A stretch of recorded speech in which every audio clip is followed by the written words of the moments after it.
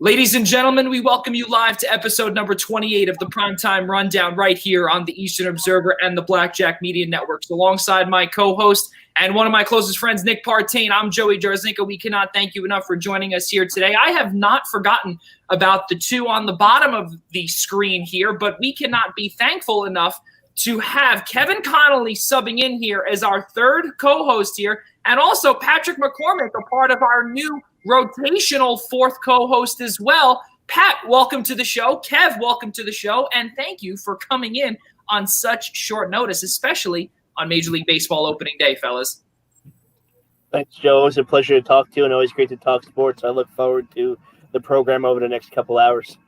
Joe, it's a lot of fun to be with you, and can't wait to get into it. It's going to be tons of fun. Nick, how are you, buddy? It's been a couple of weeks. You're finally better here, and I haven't texted you, and I do apologize. And I know we're telling the whole world here that I'm a terrible friend. But how are you feeling? Yeah, 6 teeth lighter, but I'm all right. Hey, listen, I gotta give you credit for those that are wondering why Nick was on the DL or on the IL, a week ago rather. He had some wisdom teeth pulled. And it happens. And but to have a total of 4 and then 2 extra, boy, the kid looks like a chipmunk. That's for damn sure. So, ladies and gentlemen, let's get into this. We have Kevin and Pat here, who were also a part of the Zoom interview series as well. So to have them on the podcast, I did say in the interview series that we're going to get them on the podcast at some point, and here they are. Really tons of fun going to be. Fellas, let's get things started here. And it's as we said, there is a lot going on. Opening day, we keep politics and everything else out of this show. We try and keep it as positive as possible.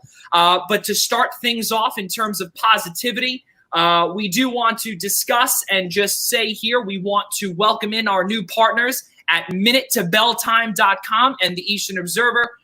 We are going to be having them on all the time with our brand new show, the Essential Wrestling Podcast, on Tuesday with Al Carl and also with Tyler Adelle. So please visit them at minutetoopeningbell.com, I believe it is. See, I don't even know who I'm getting on here. Minutes to Bell Time. There we go.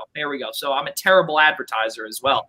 But yeah, and Nick knows this, but we'll get to all that in just a few moments. But fellas, let's get things started. It's opening day. I have the Mets game on right next to me. And right now it's 1-0 Mets. We're all Yankees fans here. And the cool thing is that there was, a Garrett Cole sighting. I think he looked pretty damn good, fellas. Let's hear it. Yeah, as good as advertised. Complete game, if you want to call it that. Only allowed the 1 home run to Adam Eaton, was really his only blemish. I think he had 1 walk outside of that 1 hit, so it's as good as you were going to get. He's the best pitcher in baseball, and that's what you're expecting. Cole was definitely great last night. Behind in counts to start, but he definitely buckled down, and I think he really hit his form in that 4th and 5th inning. The shot to Eaton was obviously a blemish, but that's going to happen when you're on the mound. He really settled down, and I wanted to see him pitch a couple more innings. I thought he was primed for at least 6 and 7, but because of the weather, we only got 5. But 1-0, hopefully to a 10-2, 12-0 record for Cole. Guess the Yankees started on a good note. Yeah, I mean, perfect start, and I think you have to add to it. They didn't have to use the bullpen. They're looking at a bullpen game in a couple days, and it was a rain-shortened game. You got the win, and bullpen's fine, so they should be ready to go at least for the next couple days. Yeah, absolutely. I got to tell you, just the way Cole came out there, and not only that, but to see a sporting event and one that counts. There was something that was said on ESPN as well. It was the game averaged yesterday, the 7:00 game, that is, 4 million views. That is the most viewed sporting event on ESPN or on any network, most viewed baseball game, rather. Since 2011. So obviously everyone wanted to watch some sort of baseball. And even not only that, but also a sport that counts on the 4 major sports spectrum. I see Nick is shaking his head over there because he's a big soccer guy. We'll get into that a little bit later. But let's hear why Nick was shaking his head. And fellas, also, because you guys are new to this, please We like it where there's banter. So please, if you disagree with us, please do not hesitate, and Nick knows this, do not hesitate on attacking us. We love it.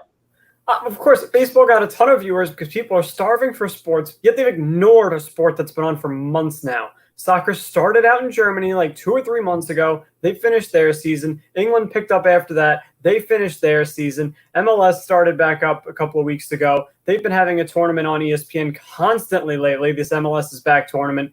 The group stage just ended last night. The group stage had some outstanding games, too. It wasn't like boring soccer because these teams were just coming back after a long layoff. There were a lot of really good games, a ton of goals scored in second half stoppage time. It's really disappointing to see that the public didn't latch on to it, being nothing else was on to watch than soccer, but I digress. I think we're getting into the we're finally getting into soccer. Some people are. I know the bottom two really are not MLS guys, but let's hear your thought, Kevin Connolly. I see you're itching to say your thought here. I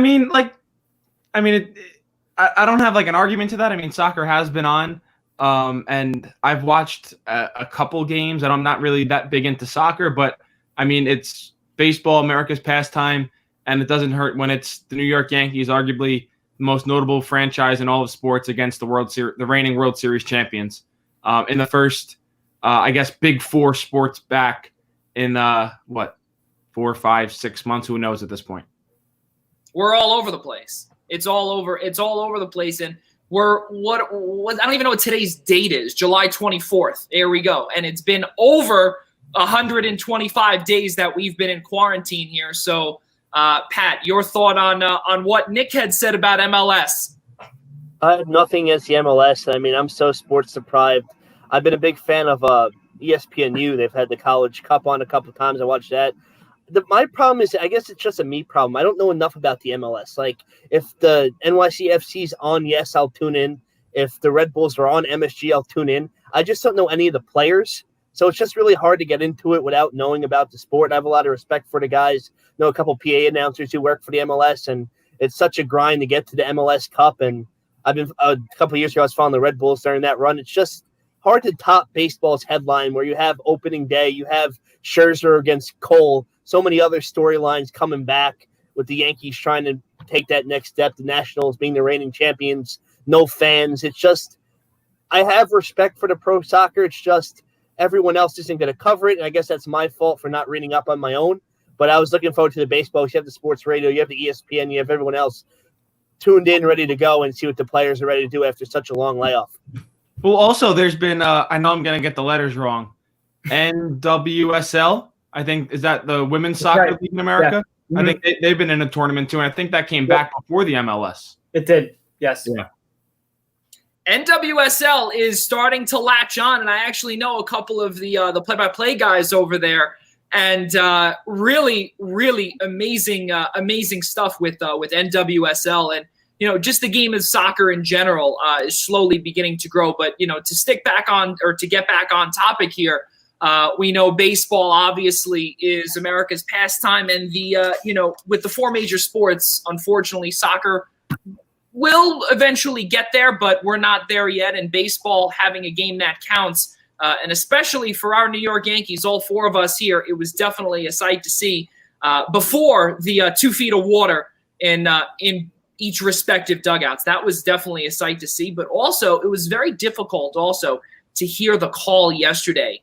How tough was it not only to see no fans in the stands, fellas, because we've never seen this in our entire lifetime, but also how difficult was it to hear to hear Matt Vasgersian? I have nothing against him, but to hear something completely different in terms of in the studio and hearing a delay, and then seeing also these camera guys being told to evacuate their positions because lightning was coming. It almost looked like a college broadcast, Patrick McCormick. I have no problem with Matt, and I may be in the minority here. I love listening to A-Rod talk. I think A-Rod's a genius. He has so much good stuff to say. Anytime A-Rod can talk with Matt, I really think it's a pretty good broadcast, and I wasn't really paying much attention to the broadcasters. I was just happy the Yankees were back on TV.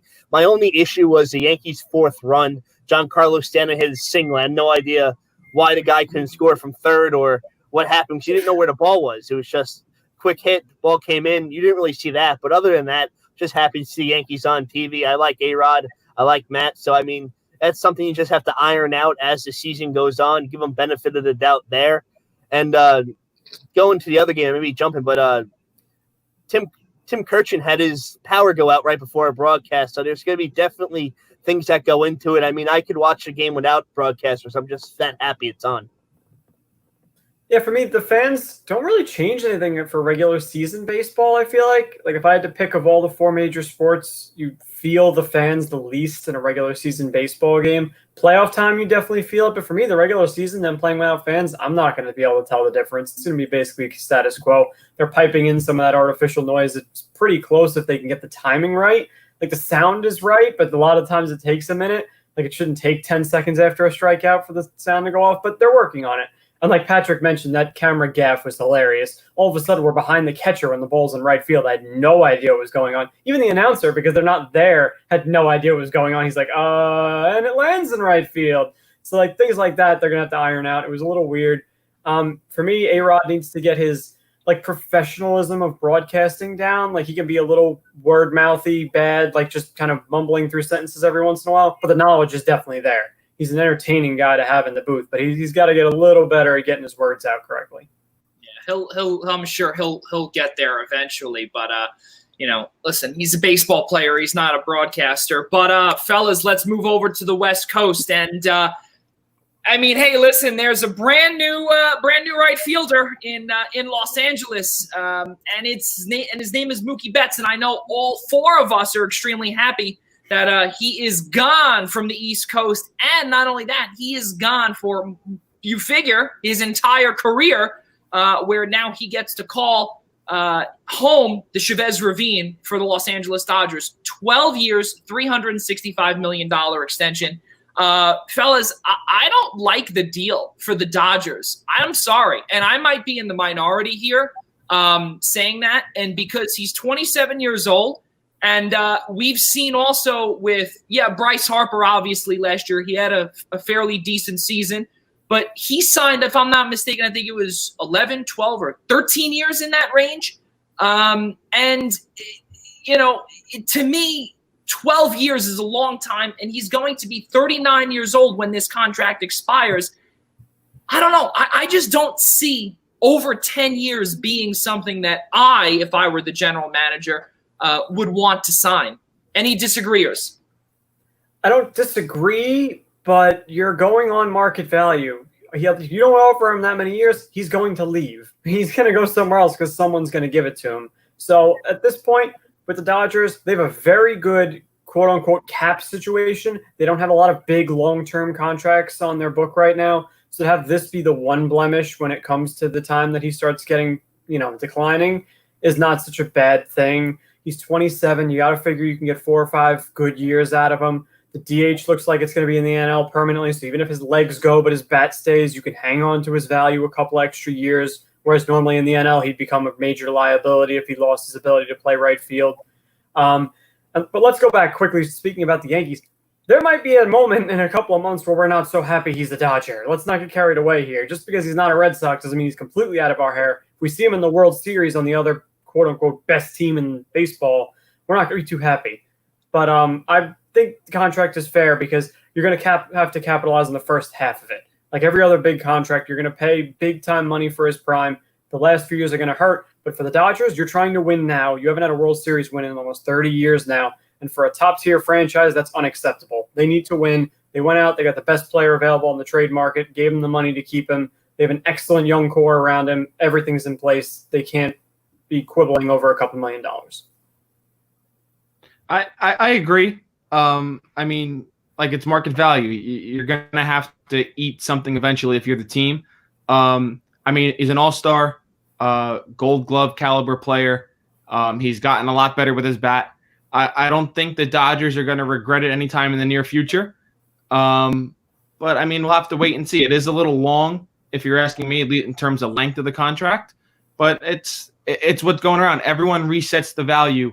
Like Mike Trout set the bar. You look at the NFL. Quarterbacks set the market. Look at Patrick Mahomes' deal. Like, everyone wants to reset that market, and players are either going to exceed that value or come in just under it and Mookie Betts was just another one that falls into line. It's funny, a quick comment about Mahomes' deal. It's so funny about how in the NFL, Chiefs fans are so hyped that Mahomes got 10 years, and we're here quibbling about the last couple of years of this Betts contract where, that could be pretty rough. It's so funny how in the NFL, getting a guy long-term on a solid amount of money is actually a good thing because you know how fast the cap rises. Where in baseball, those last 5 years could be really rough, and fans are going to regret the signing at that point. You look at the Dodgers where they were over the 2 of the last 3 years they're in the World Series, and it's one of those, I don't want to call it a desperation move, but it's a desperation move because you want to get 5 to 6 solid years where you hopefully win 2 to 3 World Series because you're so close those last couple of years where if you have to pay a lot just to get those wins on the front end, it's definitely worth it.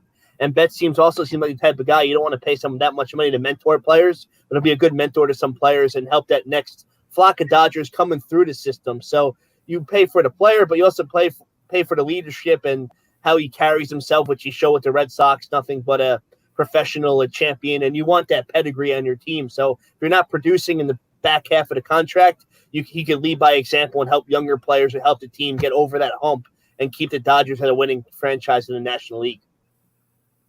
Yeah, I mean, it's just, going back to Nick's point, though, with the last few years, we look back at Alex Rodriguez and we said, oh my God, the last few years, is his contract ever going to end? And I remember back in 2007, I was 12 years old, and I remember looking at it, and I was like, oh my God, he's going to be there all the way until, I'm 20 yeyears old, and, or 22 rather. And I think, what was it? 2015 or 2014, he played his last, or I think it was 2015 or 16, he played his last game as a Yankee and as a professional ball player. And it's crazy where, those last few years, he was a special assistant to Brian Cashman. He was also, I think, what was it, Nick or Kev? He was was he a scout or what was he? He was something that was just. It was like a scout / hitting coach / special assistant. It was like him, Carlos Beltran, Nick Switzer. It was a bunch of those Yankees who on the tail end of their career, there was like, all right, we got to get these guys off the field, but we still got to honor their contract. So let's just give them something. Right. And that's the whole thing. And that's kind of what I think of what's going to happen here. But then again, everything is different. And also with the Yankees too, they also have Giancarlo Stanton for the next however many years. So, you shoot yourself in the foot twice. We'll see what happens. I mean, hey, listen, four straight seasons with at least, this is a pretty cool stat, 4 straight seasons with at least 100 runs, 40 doubles, 20 home runs, and that streak is tied with Robinson Cano, who's on television right now, Albert Pujols, and also that is one of the longest streaks in the expansion era since 1961. He also has four Gold Gloves. Excuse me. He's also since 2016 has 93 defensive runs saved in the last 4 seasons, and that is ranked second in all of Major League Baseball. So many good things to talk about here. Continuing, fellas, how does, with all of this coronavirus, with the pandemic, the economic fallout, everything that's going on here with this 60-game season, obviously it's late July and it's opening day. How does this affect JT Realmuto, the likes of these other free agents, and what are we going to see in terms of market value? Did Mookie Betts just destroy all of baseball for this upcoming winter?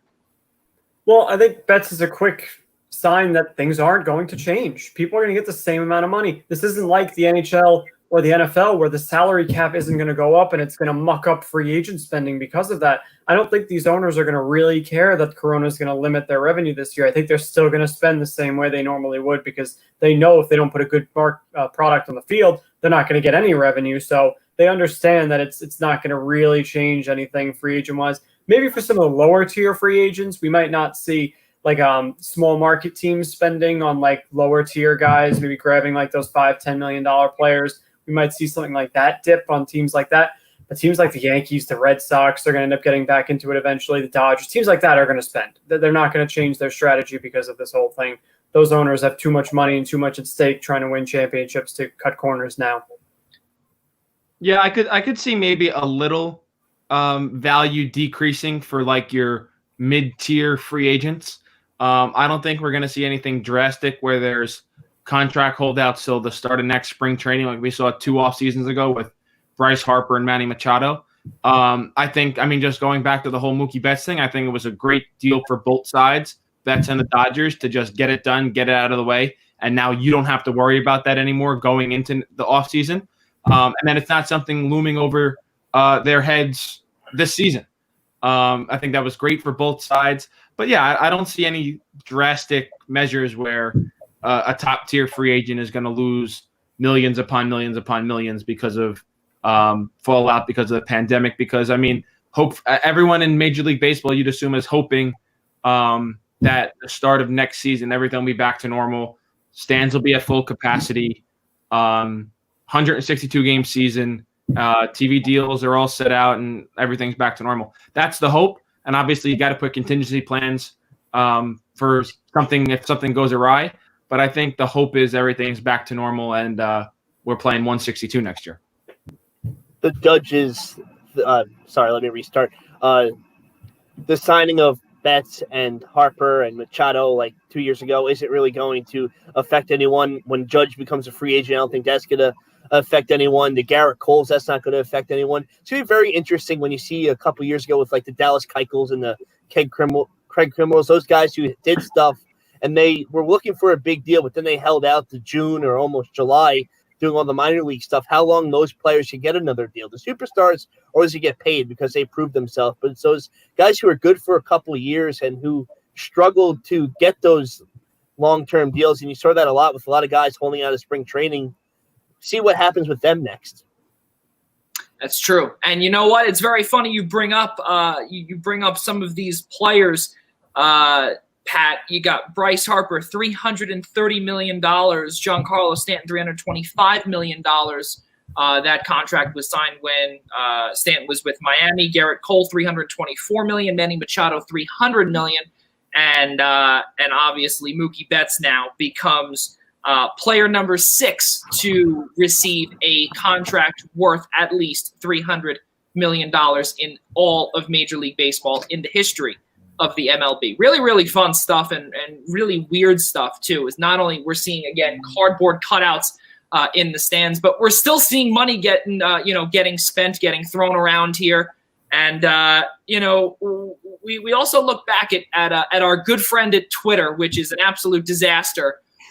Because, everyone's always says stay off of social media. It's such a toxic place. And really, I'm sure Boston Red Sox owner John Henry probably thinks that, because the moment that Mookie Betts officially, quote unquote, signed that contract, and when he took the picture in front of the Dodger team store with general manager Andrew Friedman and manager Dave Roberts, I'm sure that a lot of, and not only I'm sure, but we saw it, a lot of the Boston Red Sox fans and the faithful, they considered this departure for Mookie Betts similar to John Lester, and where John Henry is just putting a lot of his assets into Liverpool and not so much with the Red Sox. And now we're going through a major retool here. And now I think we could say here, as Yankees fans, diehard Yankees fans, all 4 of us here, I think not only are we happy, but it's also nice to see the Red Sox faithful suffer just a little bit. Well, so you mentioned John Henry. First of all, good choice with Liverpool. Kind of a good idea the way that worked out for them. Reigning Champions League champs. They just won the Premier League. They're basically the best soccer team in the world right now until they get dethroned. And you talk about them losing Mookie Betts. John Henry is going to say, well, what happened in 2018? They won a World Series with Mookie Betts. You can let a guy leave. They've already won. The pressure wasn't there for John Henry to have to spend an ungodly amount of money to win. Dave Dombrowski put this team in a very tough financial spot by making all those signings to push for that title.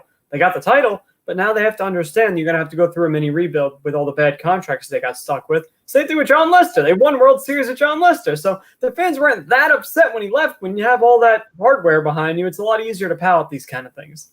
Well, and another thing too, before you guys in the bottom here get want to contribute for a second, but I've also seen, and while I'm looking at a whole bunch of these responses, a lot of people and a few NBC Sports Boston writers, opinion writers, so we'll throw our opinions here, have considered Mookie Betts leaving like Carl Yastrzemski leaving. Obviously, he didn't leave, but that's the type of player that they think that they saw walk out the door. You guys agree with that? I don't know if that's the way Mookie Betts is, the type of player that he is, and the stats that I just read off here, he's an all-around one of the best players, top 3, in my opinion, players in all of Major League Baseball. I don't know. I'd have to agree with some of that thought, fellas. What do you guys think? He's the quality of player of a guy like Yaz, but he didn't build up the Boston reputation of a legend of Yaz yet. I mean, if he signed another contract with Boston, he would have become a player on that mantle. But for now, it was the fact that he was that talented, and it's like losing that caliber of player. But he hadn't built up that much history, I feel like, in Boston to be that highly regarded. Great player, but he didn't have when you think of Carl Yastrzemski, you think of the Red Sox. This is like an all-time icon type of guy, and Betts was on his way to that, but he wasn't at that level of fame yet, Boston-wise. Yeah, he wasn't there long enough. He was good, but he wasn't great. I mean, you could even throw in like a David Ortiz-esque player. I mean, you think Carl Yastrzemski, you think David Ortiz, you think Boston Red Sox.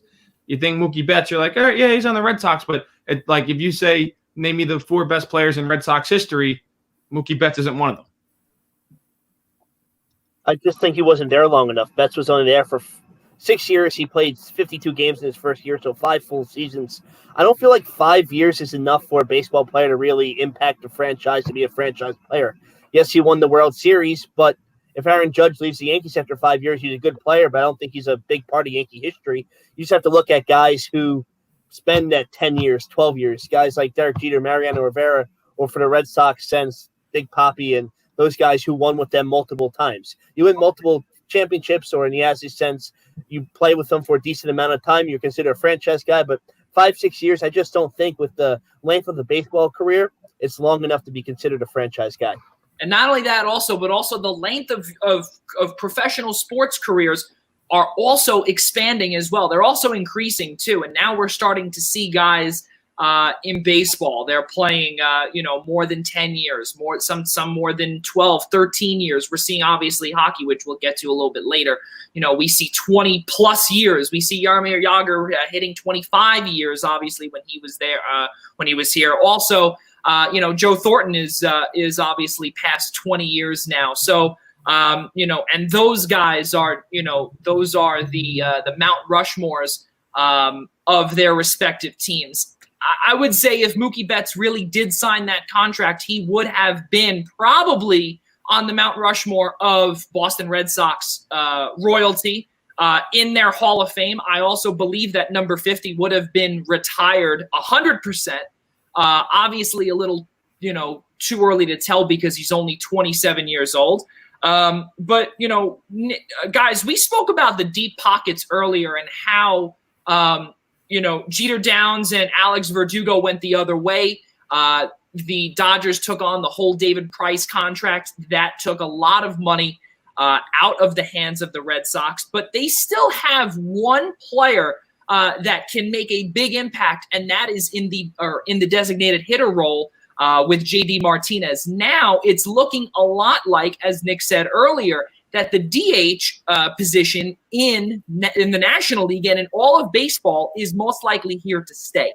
How does this impact, especially because this is also an opt-out year following the end of 2020, how does this impact a guy and probably the only designated hitter or full-time DH hitter in all of baseball in terms of a contract now? Because you figure now you have another 15 teams that are going to be vying for a JD Martinez who doesn't really have to play the field. I would be hesitant if I was JD Martinez to opt out. We all agreed that we don't think the money is going to dry up that much in free agency, but I'm not big on taking that risk if I'm him. He still has a lot of money coming to him from Boston if he chooses to opt in. I don't think those extra 15 teams are enough of an incentive for him to opt out because like you said, even though they have the DH, doesn't mean you want to pigeonhole yourself into having an aging hitter there. You'd kind of like to have it as a rotating spot or a spot for a guy you already have that's getting older that you don't want to have in the field anymore. So I really don't think that many of those 15 teams would be shelling out gigantic money to come after JD Martinez if you were to opt out again. I think his best bet is to stay with Boston and play out that big contract he still has. Yeah, I mean, just moving off of JD Martinez, I mean, look at the Mets. I mean, with the universal DH this year, they can have Yoenis Cespedes in the lineup, and he's generated their only run today so far with a chance to win the game in the ninth. I think it'll give players like that a chance to play a little longer. But yeah, we'll wait and see. I think Martinez, he still has some legs under him if he wants to play the field. But players like a David Ortiz now might emerge in the next 10 years in the National League. I mean, if he was in the National League, he's not playing much longer. Like, he doesn't have the career he has in the Red Sox. I think it has the potential to have more players in Major League Baseball, and you might find a couple more stars. I think JD should stay in Boston. I mean, say the Red Sox took a hit by letting Betts go, but if you look at the history of the Red Sox, they could retool pretty quickly. Once they got rid of Beckett and all those guys, they retooled pretty quickly and won the World Series when they got rid of Beckett and Carl Crawford. They still have a pretty decent core with Michael Chavis, who's coming up. You still have Andrew Benintendi, Xander Bogaerts. So the pieces are there, and if you could build up quickly and then maybe you're getting better, spend some of that money you have to build a piece. The Red Sox window's closed for this year and maybe next year, but there is time for them with those core pieces in order to make a run. And I never really count the Red Sox out. Yeah, those guys Patrick mentioned are young too. Chavis is young, Yeah. Benintendi's young, Bogaerts is just hitting his prime. So he's right. They definitely have plenty of time to build up another pitching staff that can get them to a World Series. I mean, just a fun fact. Doesn't mean anything. I was at Chavis's Major League debut down in Tampa last year, and he had an absolute rope up the middle. Doesn't mean anything, but I was just there for it. Well, I have to ask you this now because you brought up Tampa. I'm assuming you saw a few rats running around in Tropicana Field when you were there? No, I mean, all right, the outside of it is really ugly, but the inside I didn't think was that bad at all. I really didn't. I like the outside, yes. The outside of it looks like it's miserable. It doesn't look like a stadium. It looks like an abandoned stadium. But inside, like the field, like obviously the catwalks and stuff, it didn't come into effect in the game I was there.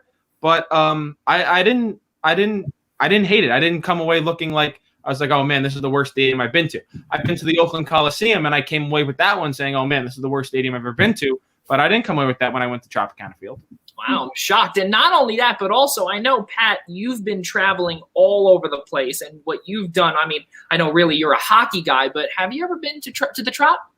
I've been to the Trop. I've been to Oakland, and the Trop's actually pretty cool. It was the first place I ever saw a game in a dome. Mm-hmm. And you sit further enough down. We were down the left field line. You sit further enough down the line. You're 20 rows off the field for $15. So you're seeing a major league game from close. The dome atmosphere is cool. I mean, it's kind of weird with the upper tier completely empty, but the Rays were a good team last year. And Kevin Cash has done a good job with that team. So it was actually really cool to get the feel. And if I'm living down in Tampa, I mean, I'm buying season tickets in those seats for $15. It's baseball. They're a good brand of baseball. I mean, they don't have Snell this year. Oakland, I've been for football and baseball, and Oakland was just rough. There's so many tough angles. I mean, I was down there when the Yankees got swept in the 4-game series, and it was just a tough place to watch a game. There's really no flair to it. For a Raider game, it was a little different.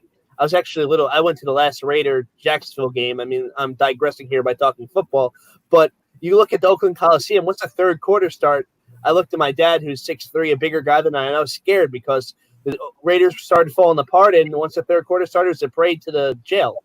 Everyone started getting arrested. So it's really tough to watch a football game there. But Tampa, I would definitely watch a baseball game there. Oakland had a cool feel for football, but not really a cool feel for baseball. Yeah, and it's very funny. It's almost as if that you both read my mind, because that's a perfect segue into our next topic, which is all about the Toronto Blue Jays. And it's really sad because And I know Nick knows exactly what I'm going to say. But it's sad because the Jays finally have a home, and it is here stateside, and it's about 400 miles north in Buffalo. And there's a lot of jokes going around saying, "Oh, they're going to be called the Buffalo Blue Jays. They're playing in a AAA facility." And you know what I think to myself, and I know me and Nick have been thinking about this because, I know as Islanders fans, we've been in this predicament way too many times. And now we are starting to feel for those Blue Jay fans. And just to go not only off topic here, but, I got to tell you, this is all opinion based here. Kudos to the Canadian government for saying no to the Blue Jays, and it's not because of the Jays, because it's not them. It's because of everyone down in the Tampa Bay area and the Miami, Florida area, and both teams are actually would have been going to the Rogers Center for home contests against the Jays. So the Canadian government and Canada. And the province of Ontario does not want to be a part of that, especially when the NHL is going to be heading just not only a couple of blocks away, but they also have those bubbles and whatnot. But yeah, kudos to them. Kudos also to PNC Park for saying no, and just stay on your property in Buffalo. It's really not that big of a deal. Again, you don't want to increase these cases up in Toronto. Especially when they're showing better signs than we are here. But again, I didn't mean to go off topic. I just wanted to say that this is an opinion-based show. But today it was announced the Buffalo Bison, their AAA team, will be hosting, or I guess they'll be calling home in Buffalo for the 2020 season. They will be having their first home series, though, at Nationals Park against Washington. That's going to be weird, and I cannot wait to see that. Fellas, what do you guys think about Canada not allowing Toronto in their home ballpark and not allowing a possible disaster that could be international? First things first, the Jays fans know nothing of the plight of the Islander fan. Do not compare these situations. The Jays fans can't go to these games. They could care less where the games are being played. Nobody could care less where the games are being played. Rob Manfred has teams playing in a freaking cornfield and thinks that that's okay. So venue means nothing in a fanless environment. Who cares? This is basically status quo. Whatever. They can play on a AAA field. It's baseball. None of the fields are uniform in size anyway. Every wall's different everywhere. It's not like it's the kind of thing where you're changing the integrity where the field size is any different. All the dimensions are going to be exactly normal. So lighting is different. It means nothing. It's just whatever. They're playing in a different spot. Good for Canada for not letting unsafe environment come in there without, the protocols being up to stuff. Because who knows if baseball really has their testing down pat, because we know we had some issues with that during their mini spring training where teams weren't showing up because they weren't getting tested or results weren't coming back. So if I was Toronto, I would have been scared too, especially because I'm housing half of an entire National Hockey League in the same town, and you don't want anything to get crossed over into that bubble and ruin the revenue they're going to get from that. So good for Toronto for making the right decision. Who cares? They have to play in Buffalo. They'll deal with it. It's a 60-game season. They probably won't make the playoffs anyway. Oh, with this new format, they might. Forgot about that. So, but regardless, it doesn't matter. There's no fans there. It's a ballpark. They'll figure it out. If I am a young up-and-coming team like the Blue Jays are with a lot of star talent like the Blue Jays have, and I was told I had to relocate to Buffalo, I'd be very concerned. Now, if they don't follow the Sabres, just go and play baseball. But the Blue Jays are what the Sabres have been saying they are for the last 5 to 7 years, an up-and-coming team who keeps on rebuilding and getting nowhere. And you see that with them clearing house. Okay, I digress. But I think it's better than them playing in Pittsburgh or Baltimore, because Buffalo, there aren't any other teams there. And though the travel may not overlap that much with the Blue Jays going to Pittsburgh or Baltimore, you can have 4 teams in the same vicinity, which gives teams more of a rate to get infected and less of a chance for baseball being played. So if you keep more teams isolated and further away from each other, you have a better chance of keeping the season going. That's why Buffalo is a better choice than Pittsburgh, which got denied, and Baltimore. So I mean, no one's going to beat the game anyway, so why not keep them in Buffalo? And they have a young, exciting team. Just stick their course, and they'll probably make a run at the 7 or 8 seed if they do what they can. That's so wild. I'm sorry, Kevin. I know you're about to say this. I'm just saying that is so wild. We'll get into that in a second, but Kev, please go ahead. I was just gonna say, just hope they don't have to make hope they don't make the playoffs and have to play games up there in October when it'll be 30 degrees. Maybe even less. Where there's sometimes where we've seen some of the roads get shut down up there, and the major highways get shut down up there because there's lake effect snow coming in about 3 minutes, where there's 6 inches in about 25 minutes. Very, very weird to see the Buffalo Blue Jays. Now, it doesn't really sound that great. But again, yeah, I know. Okay, fine, Nick. I won't say that with the Islanders or compare it. But the reason why you bring that up is because, yes, okay, the Islanders don't have a home, whatever. They're still trying to figure it out now. But regardless of the fans, this is days away.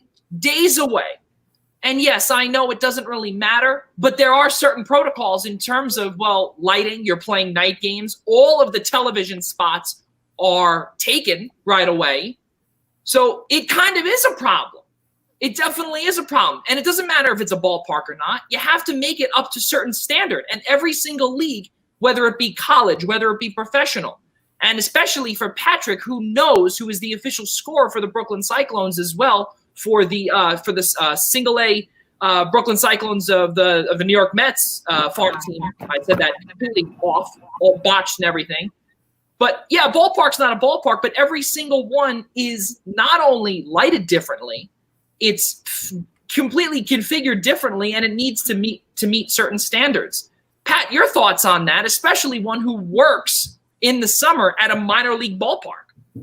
I think the AAA standard should be okay. We're getting those guys ready to go to the MLB, and I think minor league baseball does a really good job getting everything ready up to standards. I mean, with the Cyclones and Coney Island, that's in great shape too. The only thing you have to worry about in Coney Island is fireworks going out during the game, which is really cool. It's like Sandlot or a fog rolling in. Other than that, what I've seen from behind the scenes on the minor league aspect, at least on the Mets, and they do a really good job and keep that as professional as possible. Coney Island is probably one of the best ballparks for fans. I know there aren't any fans for the Blue Jays in the minor leagues, so they do a really good job getting the fans excited for baseball. So I think they hold minor league baseball to a higher standard, and I think it'll be okay for this season, especially for the Blue Jays. And I would trust the Blue Jays playing a full season in Buffalo if they needed fans too, because it's AAA. They can hold bigger crowds, and people just love watching baseball. So I don't think much is going to be taken away from going from the Rogers Center to Buffalo. Anyone want to add anything else before we get into the next thing, which actually has to do, we spoke about television, we spoke about whatever it is, and I know 3 out of 4 of us here, I don't mean to exclude Nick here, but I know 3 out of 4 of us here have, we work in the industry, and this is something that was brought up here on Twitter, actually, by the New York Post, Zach Braziller, and actually a fan as well. And Kevin, we know of Zach way too well. And there was something where it was said about, there's no fans here. There's a rain delay. Why can't we just push the game up? Why can't, if there's something in the forecast, why can't we just move the game forward or back or whatever the case may be? And what is the problem with that, fellas? Let's start with the ones that, again, no offense, Nick, Kevin, and Pat. Let's start, and then I want to hear Nick's thought as an outsider. So I understand the point, but there are some logistics. I mean, these games are slotted to be on television, and networks have certain programming before and after the games. So that's one reason. 2 is you're telling the players to get there for 7 o'clock, and you can't tell them at 10 a.m. the game's going to be at 1. I mean, you can, but I feel like that's a little unfair to the players. It's not like it's a little league game or something like that. It's still Major League Baseball. And then it comes down to the pitchers. I mean, like I just said, that primarily affects the pitchers. If you tell them at 10 o'clock you got to play at 1, I don't know how that really works. But I think the biggest thing is the television times and the television money, because that's where the MLB is making a lot of their money this year. It's on the television contracts.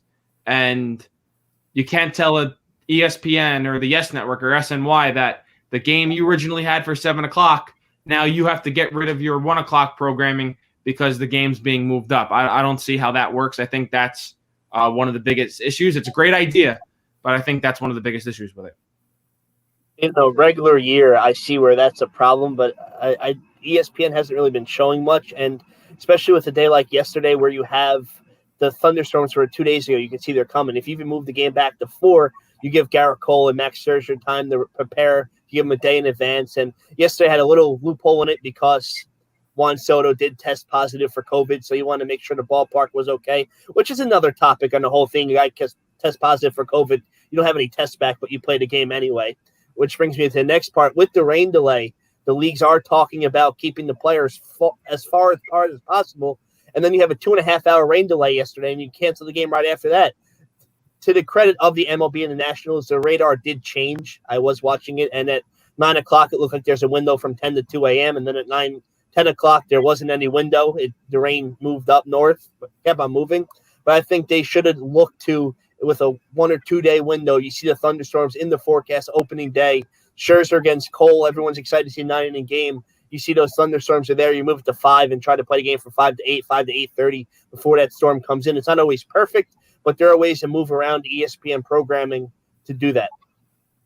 Nick, your thought as an outsider, and the reason why I call you an outsider is because not only are you the Eastern Observer's mathematician, but now again, for someone that doesn't really work in the television side of things, what are your thoughts from when you're sitting, with your friends or at your at your couch wondering, can we move this game up, especially if there's no fans? I mean, we're starting to get to a lot of people getting back to normal working time, so I'm sure a lot of the casual fans would be pissed off if their game is supposed to be at 7 after they got home from work, and all of a sudden, no, it's going to go on at 1 while you're still at your desk. Good luck, you're going to miss today's game. All the television ratings would plummet. Games like that happened all the time. But I think the biggest problem is that baseball players would riot if you called them at 10 a.m. and said, hey, your 7 o'clock game is at 1, be there. They're going to lose their minds. These are creatures of habit, especially like Kevin mentioned, the pitchers. Those guys are very, very, very routine on days that they pitch. You cannot change the time of a game the morning of if you think it's going to rain by 6 hours. That's not going to fly. Maybe you get away with moving it to 4. But 1 o'clock, no. There are people either rioting or not showing up for games if you're going to pull stuff like that. Not going to happen. It's so tough because we speak about regimen. You speak about the routine. It's very funny because there's a rule, obviously, the brand new rule in Major League Baseball where there's no spitting, there's no gum chewing, there's no high fives, there's no whatever.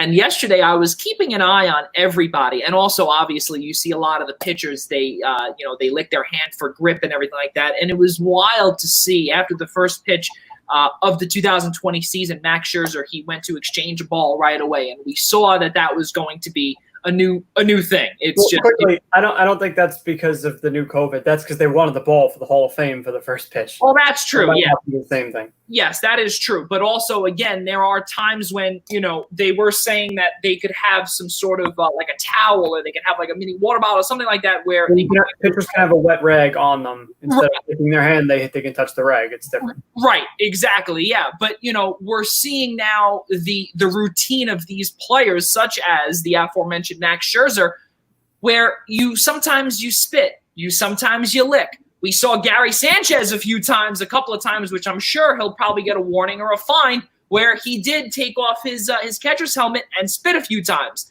It's just the routine. And again, something with television too, it's all routine because everyone has a routine for a 1 o'clock game, a 4 o'clock game, and a 7 o'clock game, and then or even a 10 o'clock, not 10 o'clock, but 1, 4, 7.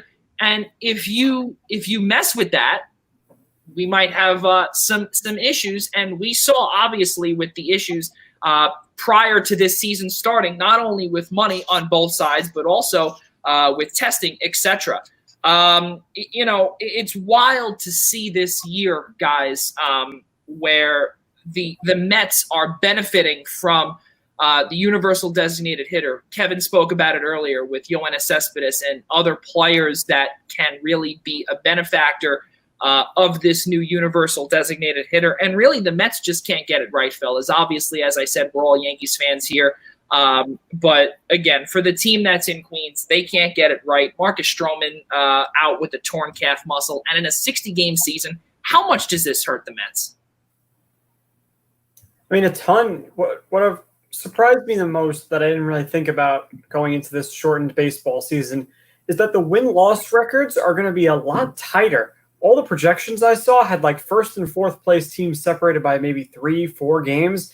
Like teams aren't going to have enough time to distance themselves and show true elites over the poorer teams. I feel like a lot of teams, especially because of the long layoff, it's going to be weird. It's going to be a lot flatter of a standing setup. So if Marcus Strowman cost the Mets 2 games, that could be the difference between them being a second-place team getting into the playoffs that way and fighting for that 8th seed. The margins are going to be razor thin because a lot of teams aren't going to be able to distance themselves or set themselves up, and it doesn't give him time to come back and get back into it and help them. He might end up missing all 60 games because of this, so it's going to be huge. And I'm sorry, Kev, they're also missing Noah Syndergaard as well, who had Tommy John surgery, Kev. Yeah, you took the words right out of my mouth. The injury to Strowman is that much bigger because they don't have Syndergaard. I mean, Syndergaard, corona or not, he was missing this year because he got Tommy John surgery in the middle of March, right around when spring training ended up ending. So that's where this injury it plays into effect. And the pitching depth that everyone was talking about that the Mets were going to have coming into this year is now gone. I mean, you lose your number 2 and number 3 starter before they even step on a mound this year. And I think the expectation is Strowman will come back at some point. But when is some point? I mean, if he misses a month, it's about 30 games already. It's half the season. So, I mean, what are you going to do? You guys are straight on with Syndergaard. I was going to bring that up too. But you look at a pitcher coming back from injury. He wasn't throwing. Then they had the summer camp, as they called it, where he threw. And you're getting ready. When a pitcher comes back from injury, they have to rehab against live batters and everything. And when you're not rehabbing in competition and you're just scrimmaging against the other squad in a different ballpark, you wonder how much that will affect a pitcher coming back too, because those guys aren't playing games as well. So it wonders how long a rehab start or something else will take, especially in this shortened season with no minor leagues, where how a rehab start will be affected and how a pitcher coming back will be behind, or if they'll be right on target with that without a rehab start, or just pitching simulated games and get back into that rhythm of the season, which there isn't really much of a rhythm of the season anyway, which is starting in July instead of April. Yeah, it's unfortunate because on paper, and this is a bold statement from me, on paper, this Mets team was a World Series roster. And if Yoenis Cespedes can be who he is, Nick, if he can be who he once was, regardless of him running at 75 to 80% in summer camp or in the exhibition games against the Yankees at Yankee Stadium, and with him fighting a wild boar, he hasn't been playing in 2 years. He hasn't played in 2 years because of his heels and surgery, and now he's mainly a designated hitter.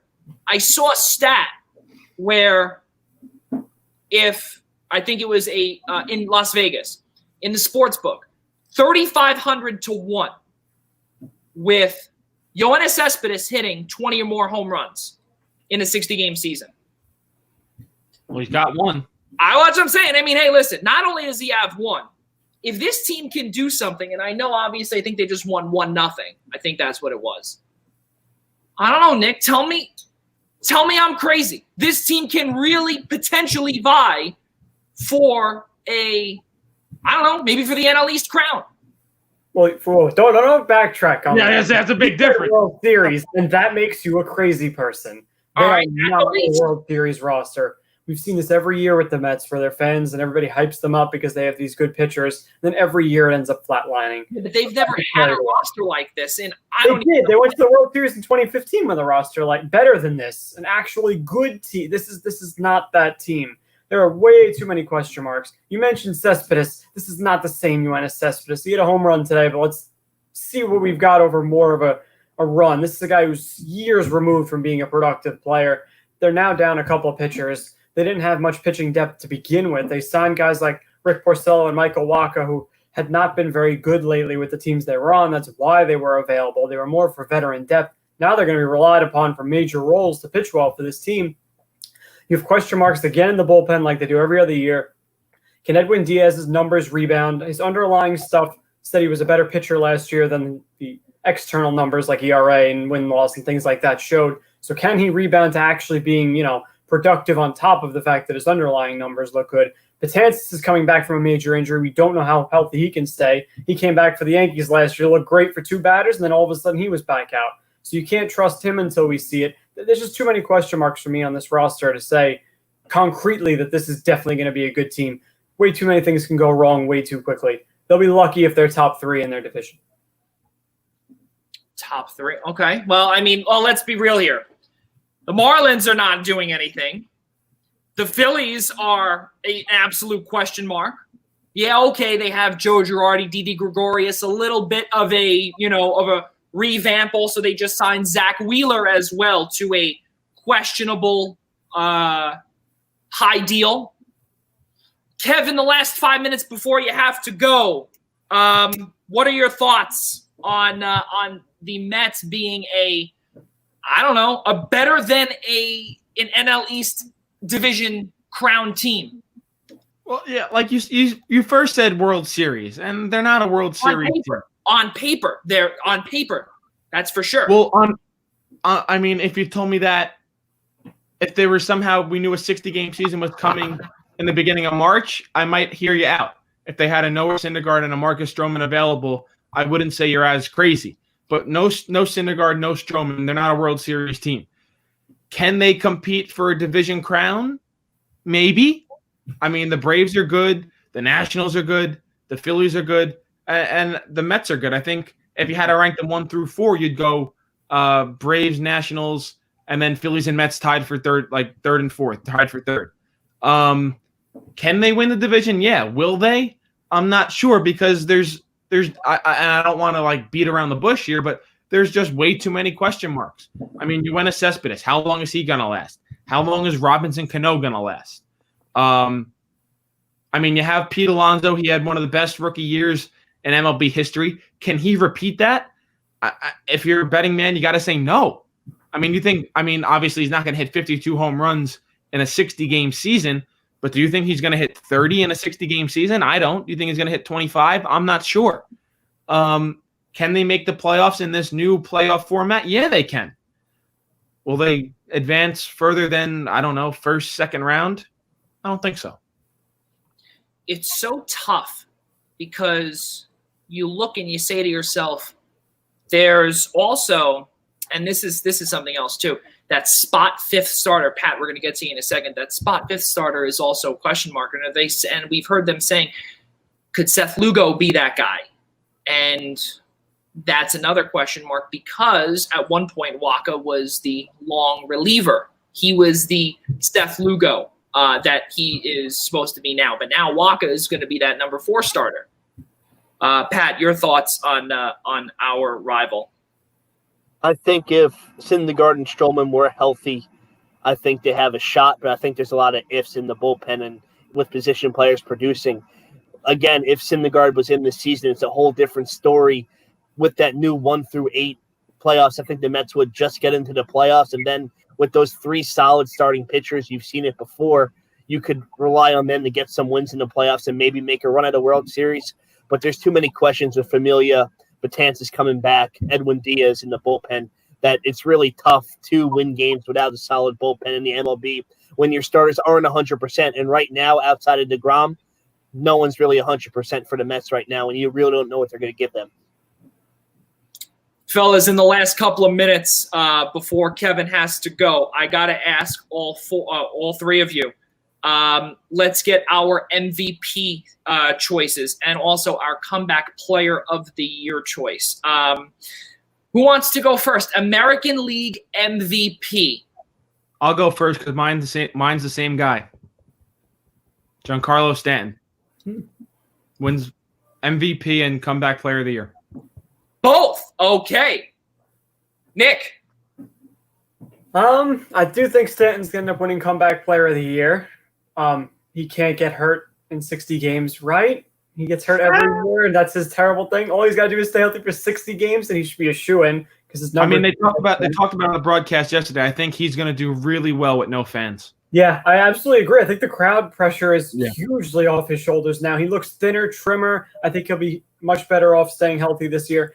MVP, I think, is a solid choice as a dark horse candidate, but I'm going to go safe with Mike Trout because if anybody out there is going to have a great year, it's going to be Mike Trout. It's going to be 60 games. He has Anthony Rendon on his team now, so maybe it'll actually make his life a little easier in the box. He's not the only competent major league hitter there, so that might make a big difference if he has Rendon batting behind him. We could see really outstanding work from Trout in a shortened season. But I will agree with Stanton as my Comeback Player of the Year. I agree with the other two on the Comeback Player of the Year, where Stanton hits the ball like he did last night, which he very well can. He looks trim. He looks healthy. He'll be the comeback player, and then it's just hard to take the MVP away from Mike Trout. He's been so good for so long on a team that hasn't been really that good, but now with a new format for the playoffs, I think if Trout plays for the whole year, the Angels can make a push, and he's going to be very important with that during the regular season and the eventual postseason run. Kev, National League MVP. This is tough. I feel like you can go a lot of places here. I'm going to go with my guy, though. I think he has a big year playing for his really good friend in Chicago. I'm going to go Chris Bryant. Okay. Contract candidate. I've drafted him in fantasy, so I'd be happy about that. Yeah, he's playing for his – they were teammates, good friends with David Ross. I think maybe the Cubs clubhouse. I know it was pretty not lackadaisical, but easygoing with Joe Madden. But I think David Ross relates to these players, and I think the Cubs win the Central, and I think Chris Bryant's a big reason why. My next. So whoever you want. Before, so I figured I was waiting for me to get called on. But here's the deal. It's a 60-game season. Every day counts a lot more than the normal ones do towards this kind of thing. So I'm going to take the guy who's in first place right now. Give me Kiki Hernandez, who had a 4-for-5 game last night. This guy's already got a leg up. He's only got to hold on for 51 more games. Let's go. Pat. MVP, I like Ronald Acuna. I like what the Braves are doing, and I think they're a young team. I think they win the East, and they're a very exciting team to watch. All right, so before Kevin has to go, I just want to say my pick because I want you all to laugh at me. But seriously, comeback player. Laugh at you. Say it again. You don't need to pick for us to laugh at you. Comeback player of the year for me, fellas, in the American League. Ready for this one? Corey Kluber. I personally believe that he can do something in Texas. There is no pressure for him whatsoever. And not only that, because in Cleveland, they are still vying for the AL Central. And obviously, yes, you have the newly revamped Minnesota Twins with a solid 1-5, and eventually we'll be getting 2 of their starters back later on. Kev, let's hear your thought. I was just going to say, fun fact, I just found out the other day Corey Kluber was on the Rangers. Fun fact. I just remembered that he existed. I completely forgot about him as a baseball player until Joey just mentioned. That's a really good call for a comeback player. He's obviously an excellent pitcher when he's healthy, so he could very well go out and be an ace for the Rangers with no fans in their brand new ballpark this year. That also looks like a warehouse, as we've been told multiple times. Yeah. Also, my National League MVP, Cody Bellinger. And my American League MVP is Mike Trout. Kevin Connolly, everybody, really appreciate you joining us here, Kev. We'll have you back on, hopefully, the whole time you'll be able to be with us. But, Kev, thank you very much for joining us here for 63 minutes and 45 seconds. So, thanks a lot, guys. It was a lot of fun. Yeah. And hope to be back soon. Yeah, you'll be back here, that's for sure. Kevin Connolly, everybody, former WSJU assistant sports director. Thank you very much, Kevin. Now, goodbye. Okay, great. So he is now the weakest link. Fantastic. Now, fellas, oh boy. All right. Well, we're having a little technical difficulty there, but hopefully we'll get that back up sooner than later. So now it's just the 3 of us. Fellas, Am I wild with Corey Kluber there, or is there another comeback player of the year that we could think of that exists?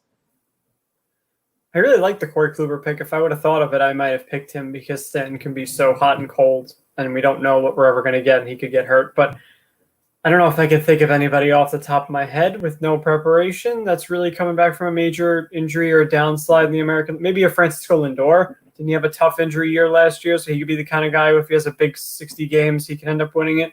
It's going to be a weird award because the season is so short. It's going to be hard to grade the normal seasons, but I think Kluber was a good pick. Yeah. I like it. 60-game season, anything could happen. I mean, it feels like Aaron Judge has been hurt forever just because of the talk from the offseason up until opening day, and then luckily he's healthy there. But I don't think he missed that much time. I mean, playing 100 games a year, it's not good enough to be successful, but I don't know if it's good enough to win you comeback player of the year either. He also looked very good last night, which was nice. Really crazy stuff, but also Nick spoke about the Los Angeles Angels, and this was a topic that I've been speaking about ever since Anthony Rendon jumped ship and left the World Series champion Washington Nationals and went to Anaheim. Guys, Tommy La Stella, Justin Upton, Shohei Ohtani. Not only that, Ohtani for bounce back player. How about that one? Well, that's another thing too, and another thing too is obviously he has not pitched since 2018 because of the whole deal where, well, his elbow was about to fall off. And we obviously know that in Japan, they pitch almost every single day, 100-plus pitches, yada, yada, yada. Absolute disaster out there. But, yeah, is it enough for the Angels to be a force in a stacked American League West with the Astros and the Athletics?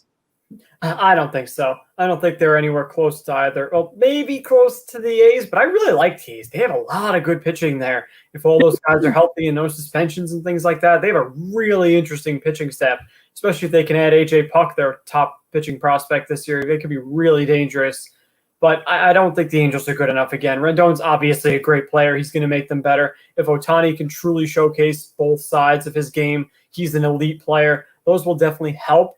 But their pitching depth in LA just isn't good enough. They might be able to hit a decent amount with their 3 stars that I just mentioned, but their pitching, I don't think I can name a starting pitcher on that team outside of Ohtani. They're just not good enough. Their bullpen's not going to be good enough. The Astros and A's are just way too good. I'm not counting anyone off, maybe the Orioles, but I know we're talking about the ALS, but in a 60-game season, I think if a team starts hot, there's going to be a chance they make the playoffs and could do some serious damage. I mean, baseball is a game of lulls. You have to come out hot out of the gate. I mean, you can't play. Well, I guess you can now play 500 baseball and make the playoffs, but you have to start really well, and you could keep a decent stretch going. You'll make the playoffs, and who knows what happens when you're in the playoffs. I mean, I think they'll be an exciting team. I don't think they're a World Series contender, but 7-8, I think they could sneak in. Yeah, I think that's fair. But Joey was saying in terms of competing in the division or for a World Series, you agree with me there that I don't think they can do either one of those things. I don't think they're going to – if they can come out hot, I still don't think they're good enough to even outlast. 60 games is longer than people might think. Like, a lot of teams come out hot in April, but even a normal baseball April season is only like 20 games. So you're thinking about almost getting into June of a normal schedule's worth of time. That's usually enough time to understand who's a good team and who's not. We don't see teams like the Nationals very often that start as poorly as they did and end up winning the World Series. So 60 games might be a decent enough indication of who's a good team and who's not. 19-31 is how Dave Martinez's Nationals started last year. And not only that, too, but, you see last year Tommy La Stella had a fantastic beginning to his 2019 campaign. 80 games, 295 batting average. Then, of course, he was lost for a majority of the season. But Justin Upton as well. A lot of these players signed to massive deals, old players. And I know Nick and I, we spoke about this, when the pandemic had just hit. And the Angels let go of most of their scouting department, most of their player development department. So a lot of it here now is just spending money, trying to get pieces together. And we'll see if Anthony Rendon is that missing piece. I don't believe so. I don't think it could possibly happen. I think it's an absolute atrocity what's going on out in Anaheim. and Ohtani too, where he did not have Tommy John surgery. They kind of gave him the Masahiro Tanaka treatment. Yeah, he's a bat as well. He is going to be the designated hitter. Albert Pujols back to first base. It's very weird. It's such a weird scenario. And not only that too, but also let's not count out the Astros. Don't count out the Athletics. And obviously, yeah, the Texas Rangers, forget them. But it's sad to see with everything going on now. This is what we've resorted to. And really, it's sad to say, but Mike Trout will never win a World Series at this rate. Anyone want to disagree with me on this? Well, you hit the nail on the head with the scouting department and everyone getting fired is a big step for the Angels, because that's been the biggest problem is they weren't able to home grow any talent around Mike Trout to have. They've spent the money in free agency. Ownership has tried. GMs have tried. They've brought in guys like Pujols, Justin Upton, now Anthony Rendon. They've spent a ton of money in free agency, giving him talent around him that way. The fact of the matter is they didn't have anything to supplement it already there because none of their prospects panned out. They have no good young talent anywhere, it feels like. Their farm system has been a complete dud, barren landscape the entire time Trout's been a major leaguer, and it's been so disappointing. The only hope the Angels have is that Trout is such a good player that he could conceivably be the best player on the planet for another 6 or 7 years, and that gives you time to get some good talent to come up through your system in there if everything starts going right now. Maybe by the end of Trout's career, when he's maybe not the best player on the planet, but still a decent contributor, you can build a great team around him and win him like a ceremonial title where he's not like Mike Trout anymore, but he's still there and you get to, give him a thank you gift for all the work he's done there all by himself for the first 15 of his career. But who knows? There's a lot of time, I think, left in Trout's career that they'll be able to get a good enough team at least to be able to compete before he retires or leaves. I agree with both of you. You're good.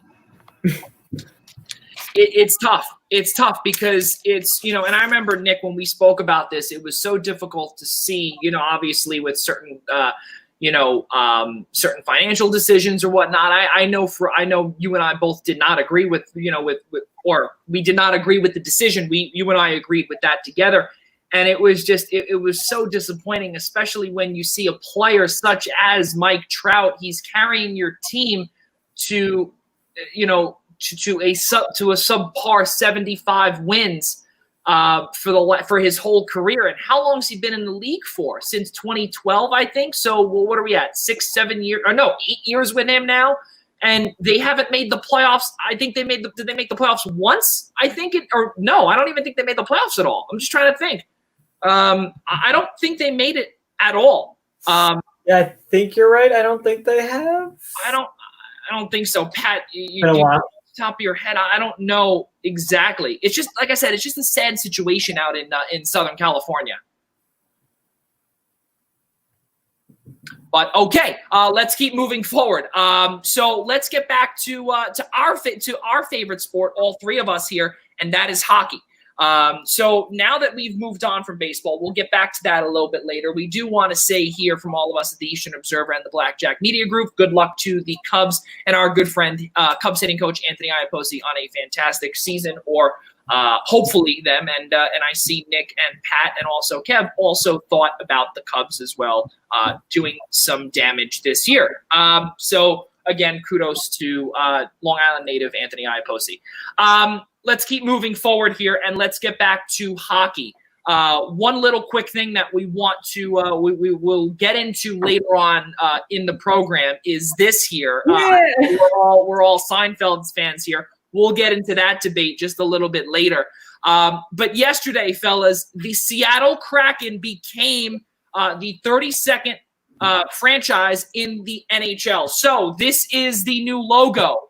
There is the word mark. There's also the secondary logo, which is the anchor. And the top of the anchor, if anyone notices, is the Space Needle. That's pretty cool there. And also, this is the jersey layout. Home on the left, road on the right. For all three of us who are all hockey fans, fellas, let's start with Pat McCormick on this one. You're a diehard Rangers fan. We'll get into, how sorry we feel for you later on. But, listen, we now have 32 teams, or we're going to have starting 21-22 season. What were your thoughts when you saw that jersey and you saw the logo? I thought it was different, but I think it's awesome. I mean, it's the Kraken's the team name that no one else has in professional sports. I think the design's really sleek. The secondary logo with the anchor and the Space Needles, unbelievable. And just looking at the West is a little confusing with their the Central and the Pacific and everything going out there, but you have a built-in rivalry with Seattle and Vancouver. They both have like sea creatures. You have the Canucks and the Kraken, and I think it's gonna be really exciting. And you didn't ask about the team, but you look at what Ron Francis did in Carolina, built a nice team there who earned the 6th seed in the East and playing the Rangers. So I hope they don't win, but they're a nice young team, a lot of good pieces. With Francis at the helm, and who knows what they'll do with the head coach. I think the Kraken are a good chance to be successful in a city with Seattle, which has that rich hockey history, winning the Stanley Cup, what was it, 103 years ago or something? So it'll be fun to watch them and do that. And I like it. I think the Pacific Northwest is a great place to grow hockey. So my jaw is still a little messed up, like Joey mentioned, from the surgery I had. My mouth doesn't open all the way just yet, and my jaw still dropped when it saw everything yesterday. Let me tell you something. Perfect job. Perfect job on everything. I love the unique color scheme that looks nothing like anything anybody has. Beautiful set of colors that fit with each other. The water type of colors to go with their Kraken name. Unique name. Nobody else has this in any sports. Even all the college teams, I don't think there's anything like this one. I love the red accent, little bit of red accent around the two blue color tones. It all looks beautiful. The jersey design is beautiful. Every bit of merchandise. Their social media team was great. All the videos that they put together, you could tell they put really good work into every facet of their organization. I love the fact their arena is like green arena, that it's not going to have any emissions or anything like that. That's amazing. That's a really cool thing to have. Very Seattle-esque type of nuance to have in your franchise. I think their merchandise has a lot of the money going back to like local charities from things like that. I can't wait to buy a shirt or something because they're so nice. I mean, they really couldn't have done a better job with this. I love every aspect of what they've done. And I loved everything Vegas when it came out. I loved their jerseys. I didn't love the red in that one, but I love their jerseys, their original name, the color scheme that they had. I thought they did a great job. Their arena, the atmosphere. I think Seattle's going to be a clone of that. It's going to be just as amazing, just as outstanding. And like Pat mentioned, you have a veteran GM in Ron Francis running it now. He has a template from Vegas to go off of and watch how well that worked. And now the flat cap is going to be an even better bargaining chip for Seattle because they can demand the world from everybody for their bad contracts because so many teams are going to be itching to get rid of salary to make this work. So they're in a whole position to be a great team right off the bat. You know Seattle is a great fan base, the 12th man and the Seahawks out there. The Seattle Sounders get a ton of fans in the MLS. Seattle fans are big time. They've lost their basketball team. They're itching for something else. I think they're going to jump right into the hockey world as one of the best fan bases, best atmospheres, best arenas, best teams, best color schemes. I'm so excited. They're going to be amazing to watch. Best arenas. Wow, I'm very surprised. It's going to be one of the best arenas. This is a brand new arena they're getting. It's all going to be state of the art. You can tell that. Technically, they are redoing Key Arena, but right, it's gonna basically be brand new. You're right, they are redoing an arena, but you know it's gonna be outstanding. They already put all this green initiative into it. The Lewerke family has done an outstanding job of pouring money into every aspect of this. I can't imagine the inside of that arena is anything less than flawless. And also, go ahead, Pat. I'm sorry. They have 40,000 people on their season ticket wait list already. That just shows how excited they are. They got the deposits in 12 minutes to get an expansion team. So the people are ready. And the only one thing I don't, as a suffering Ranger fan, is I didn't like the expansion rules because the teams could be that good right away. But when you pay that much for an NHL team, I see why they do those rules and want them to be relevant right away. So it's going to be exciting to watch them when they come in 21-22. And especially to see – oh, go ahead, Nick. Sorry. Have they established the rules for the next one yet? I don't know how that works. Is it guaranteed that it's the same setup? It's not. I'm just saying if it is the same, you give them time to be – Agreed that it's definitely helpful to them if it's the same. But they might change things, seeing about how Vegas was so good so quick and all the leverage they're going to have because of the salary cap. They might make things a little easier for the rest of the NHL, maybe protecting an extra forward, a defenseman or something like that. But I did see something today that like – players that don't have 3 years of experience are not eligible. I don't know if it's the same rule as it was last time, but I know that especially for the Islanders, that's huge. Guys like Sorokin and Dobson and Wallstrom and all their prospects that like might have played a half a season or so by then all don't have to be protected. So at least that's good that they're going to let teams keep their young talent. So we'll have to see how they are with the regular protection rules for everyone else. Pat, your thoughts on the Rangers side? Nick was talking about the Islanders side, so let's hear your thought with the expansion draft and how that affects the Rangers. I mean, Igor Shesterkin is going to be protected. You have a lot of younger guys coming through who are going to be protected. So I think the Rangers will be okay. There's some of those. One thing you have to worry about the Rangers prospects is they have so many defensemen, and every defenseman is supposed to be good. Obviously, like DeAndre Miller is going to be protected, which is good, and everyone else on that side is going to be protected. But I think the Rangers will be in good shape because with that entry-level deal, all the Rangers pieces are going to be on that entry-level deal, and the guys are going to sign where you probably risk losing a Ryan Strome, which is okay. I could live with that. I mean, Ryan Strome's good, but I think if you play anyone with Panarin, they'll be okay. I think the Rangers will be in good shape because they have that strong farm system, and building from that strong farm system and a lot of the entry-level deals, they'll be protected already. So I think they'll be fine shape coming up. Playing in the Climate Pledge Arena. What is Climate Pledge? That is the new name from Amazon billionaire Jeff Bezos. That is basically the name. It's going to be all green. That is, I believe, if I'm not mistaken, around like a 20 to 25 year naming right lease. We saw yesterday or the day before a chopper taking off the famous key off of the arena. That was a pretty cool sight. Putting it onto the helipad right next to. Or on a flatbed, actually, right next to the Space Needle. Definitely a place that I would love to go see in the near future as well. And especially as Pat brought up, too, with the budding rivalry with Vancouver. I think that is really cool because that is a drivable rivalry now. That's almost like a New York-Philadelphia type thing because both cities are so close. Now it's beautiful, though. Sorry? Vancouver's a beautiful place to see. I've never been there, so I will have to take your word for it. So now let's keep moving forward, fellas. And as we said, let's stick to hockey. This is our sport. This is the schedule, and cannot believe it. It is it's actually 8 days away. Beyond crazy. First game, of course, Rangers, Hurricanes, NBCSN. Third game of the day is Florida and the Islanders. Yay for Nick and myself. Pat, your thoughts on hockey coming back and your team being the first team out? I like it. I mean, for my moods, if the Rangers lose, the day's going to be ruined. But I like that noon slot. Hockey players are used to playing that matinee game. You get out, you know when you're playing, so you may not get your pregame nap or your pregame skating, but you know you're playing at noon every day. When you play at the host site, you may have to worry about getting in that routine. What if a game goes to overtime? What if this? You know what time you're playing every day, at least for the first two for the Rangers, which is good, so that they're going to be able to get into their routine. They're playing at noon the first 2 days. Nothing's going to be broken there. Nothing's going to be dragged out. You know you have the first game, so you just have to be ready to play when the puck drops at noon. So I'm not worried there. The team will be ready to play. They played noon games before.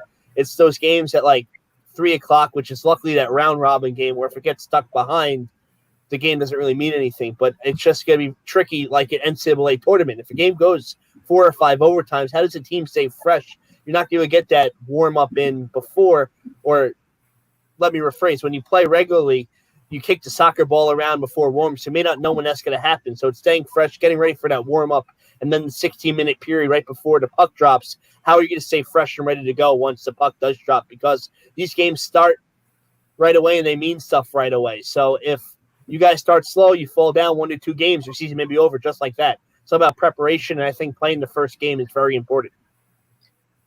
It's so tough because just to clarify and just to correct you, Pat, I don't mean to be that guy and correct you, but the 3 o'clock game on that Saturday is actually going to be Chicago and Edmonton, which that's actually in Edmonton, still in Canada, just completely across the country. That's my bad.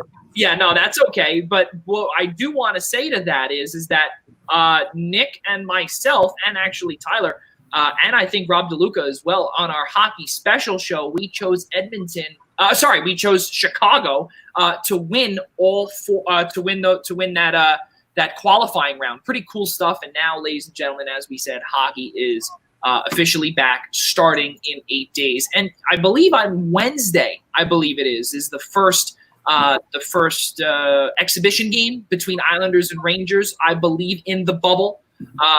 Really cool stuff. And on top of it, fellas, we get a look of what these bubbles are going to look like. Here we go.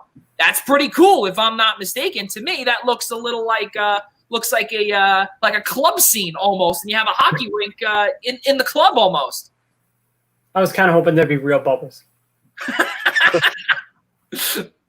Oh man, but listen, I will say this: the way that this looks, it looks as if that the seats are closed off, which I'm very confused by. We were talking about it actually, Nick, with Al, with Al Carl, and also with Tyler, and obviously every rink is built differently. Everything is built differently. So, in terms of the social distancing, like how we see with Major League Baseball now, it's all over the place, all over the ballpark here. It looks like they're all going to be together. But also it can be because you're in a bubble for 14 days. And we get to also look at what the outside looks like as well in the city of Toronto. So for those that have never been to Toronto, and Pat, have you ever been to Toronto? I have. I've been to 4 or 5 games over there. I don't know. Okay, so I'm sure you kind of can picture where this is talking about here, and BMO Field and that Hotel X over there is where the round robin team. So the top 4 teams will be staying. They get a little more high maintenance, if you will. But then also the other teams are going to be staying at the Fairmont Royal York Hotel. And the reason why we bring this up is because I love this bubble, and I think that it is one of the smartest things that a professional sports or professional league can do. Especially in this time, we don't want to infect others, and obviously, I don't want to get off topic with this or go into anything political. But again, I just have to say my personal opinion. This is phenomenal the way that it is. Unfortunately, though, it is a little bit of a hike from BMO Field to Scotiabank Arena. If you know the city of Toronto, you have to get onto the expressway, and unfortunately, there's no subway that takes you directly to there. You have to take the extension subway and then get to Union Station, which unfortunately is a little bit of a hike. But for the players, obviously, it's not bad. City of Edmonton, I don't really know. It looks like it's more walking distance, though, than the city of Toronto. Nick, go ahead. Are they not allowed to take mass transit? Don't they have to have their own team buses and stuff like that take them? I thought the whole point was that. I'm just saying, notably. Oh, general. Okay, I was like, yeah, wait a minute, they're not riding the subway. That's bad. No. And honestly, and by the way, also, and I think Pat can attest to this, one of the nicest subway systems that I've ever been on as well. Pat, your thought on the way that Toronto is all laid out, and especially Edmonton as well. We don't want to forget about our friends out west. I think it's good, and it's just keeping the players healthy, especially a game like hockey. A little different than baseball because there are guys can be hitting each other. They're going to be checking each other, so you are going to breathe on someone. So if you can isolate them and keep it away from everyone else and close to the arena, you're going to eliminate the chances of people getting sick, because if you want high-intensity hockey game, people are going to have to interact with each other. So I think the quarantine in the bubble is the right way to go. Yeah, I know, Nick and I have agreed on this as well. The bubble is 100% the way, is 100% the way to go. The NBA is doing it. The NFL, we don't know what the deal is going to be there. But again, not so much about the bubble, but more on the lines of that hockey is back. Again, this is the schedule here. There's hockey all day. Do not call me. Do not text me. Do not email me. Do not LinkedIn message me. I don't want to hear from you. That goes for everybody that is watching this. I'm sorry for the negative attitude, but hockey is back. I know Pat can agree with me here because we are both right now in a little bit of a funk without college sports, so we have some time on our hands. Am I right, Pat? Yes, and just to point out 2 series, I know this was part of the question. I think that Edmonton-Chicago series is going to be really fun to watch because Edmonton has that talent with McDavid and Draisaitl and everyone else, but you're playing against Canes and Taves, and in the best of 5, you don't know what's going to happen. I mean, the question is going to be in net. Is it going to be Malcolm Subban or just seeing what happens there? But I think that's going to be very exciting. And just the 8-seed Toronto Maple Leafs. I mean, the Maple Leafs have so much firepower. They have Marner, Matthews, a guy who I'm probably not allowed to name on this go all the way over, but they have so much firepower all the time, and they can never get past that first round. And luckily, they're not playing the Bruins right away, but you're hosting it, and you have that 1967 drought coming on. How does one of the host cities, they're actually both host cities, how do they adjust to being a little bit more familiar with everything going on and taking on the series rather than people who may not be as familiar as the Maple Leafs are with Toronto and the Oilers are with Edmonton? Yeah, that is. Those are my two series a lot. I like your analogy, and Pat, you don't have to say the name because we've got you right here. That's good enough. It's just amazing, and this is where I'm going to get kicked out. One guy goes to Toronto 2 years ago in July. It's an issue. A whole team goes to Toronto in July now, and everyone cheers for him. It's pretty funny how that works. It's wild, but remember, though, for all the Islanders fans watching, here you are. And that's where I get kicked off the show. It was fun, guys. Thanks. No, it's all right. Listen, I feel bad for Toronto. The Islanders have been the better team both of those years. We won a playoff series. They didn't. Yep, that's true. All right, you got that $11 million baggage. We have a better team. Sucks to suck. There you go. With the Islanders, it's one of those coaches where Trotz plays such a structure. You don't really have to go into that run and gun. You'll be structured. You have the goaltenders. You have that structure will help you win a playoff series. So I think the Islanders with Trotz are in a good shape. Yeah, absolutely. There's no doubt about it. And obviously, Pat, you got to come back on another show where we just speak about specifically hockey. And Nick knows, obviously, it was very easy to speak about hockey for 2 long hours on our Hockey Week show presented by Blue Line Deli and Bagels. That show, obviously, you just speak about hockey the whole time and you don't get sick and tired of it. It's really amazing because hockey is just, our favorite sport. Speaking of the New York Islanders, fellas, and just because here, I know, Pat, you can close your eyes at this here, but the new building here is now named UBS Arena. It was just announced a few days ago that UBS signed a contract with the New York Islanders and with the Oakview Group. Oak Hill, thinking of basketball already, and the Oakview Group. And it's a 20-year deal worth about $275 million. UBS Arena at Belmont Park, most likely it will be called. Pretty cool stuff there, and it's supposed to be. There's supposed to be a lot of similarities too, from what we're reading on Twitter. Staples Center, Scotiabank Arena in Toronto, Edmonton's Rogers Place. There's a lot of cool things about it, and now with a naming partner. There might be a possibility where a lot of these teams and a lot of these free agents out there, Nick Partain, might say, well, we have a naming right. We have a naming right partner, or this team does, and they actually have a structure. They have a head coach. They have a general manager. They have a building. They also have a home. They also have everything. And I think also because, yes, it's naming rights, it's whatever. But I think for those viewers out there that think, okay, well, why are we spending more than 35 seconds on this? It's because it means so much more, especially for the Islanders organization, because of what has gone on since the John Spano era, since locker rooms getting flooded with sewage at the county-owned Nassau Coliseum, going to the Barclays Center where we're seeing only one goal and a whole side of a basketball arena obstructed during Game 6 of the 2016 Stanley Cup playoffs, Stanley Cup quarterfinals against Florida, and seeing a 23-year playoff drought, ruined. This helps the organization so much by just having a viable name partner to go on their arena and to say that we are serious about business. Nick, I want to hear your thoughts on that, or if you think that this conversation should have ended 3 minutes ago.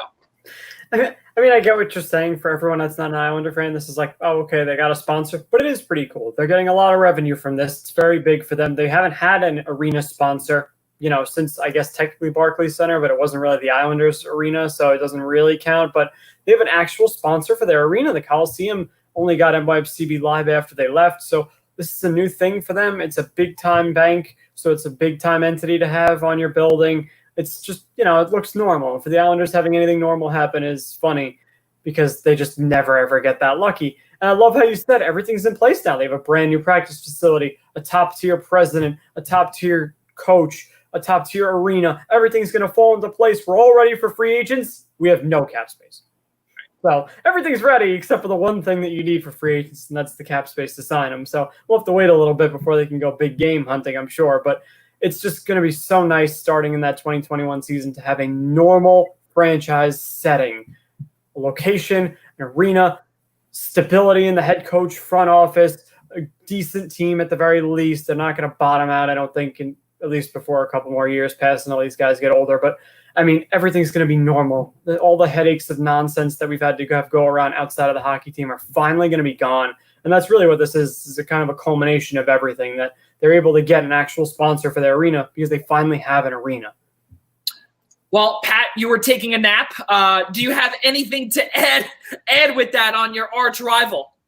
I think the Islanders in New York is good for hockey, and if you don't say that, I think that's a problem. I mean, I enjoyed a Ranger-Islander rivalry. It was sad. I mean, going to Brooklyn a couple times and seeing the empty stadium, because the Islander fan base is passionate. They know their hockey. They know what they're doing, and it's just a lot of fun. And just to go out to the arena, I think there's so much room for possibilities with where it is, the location.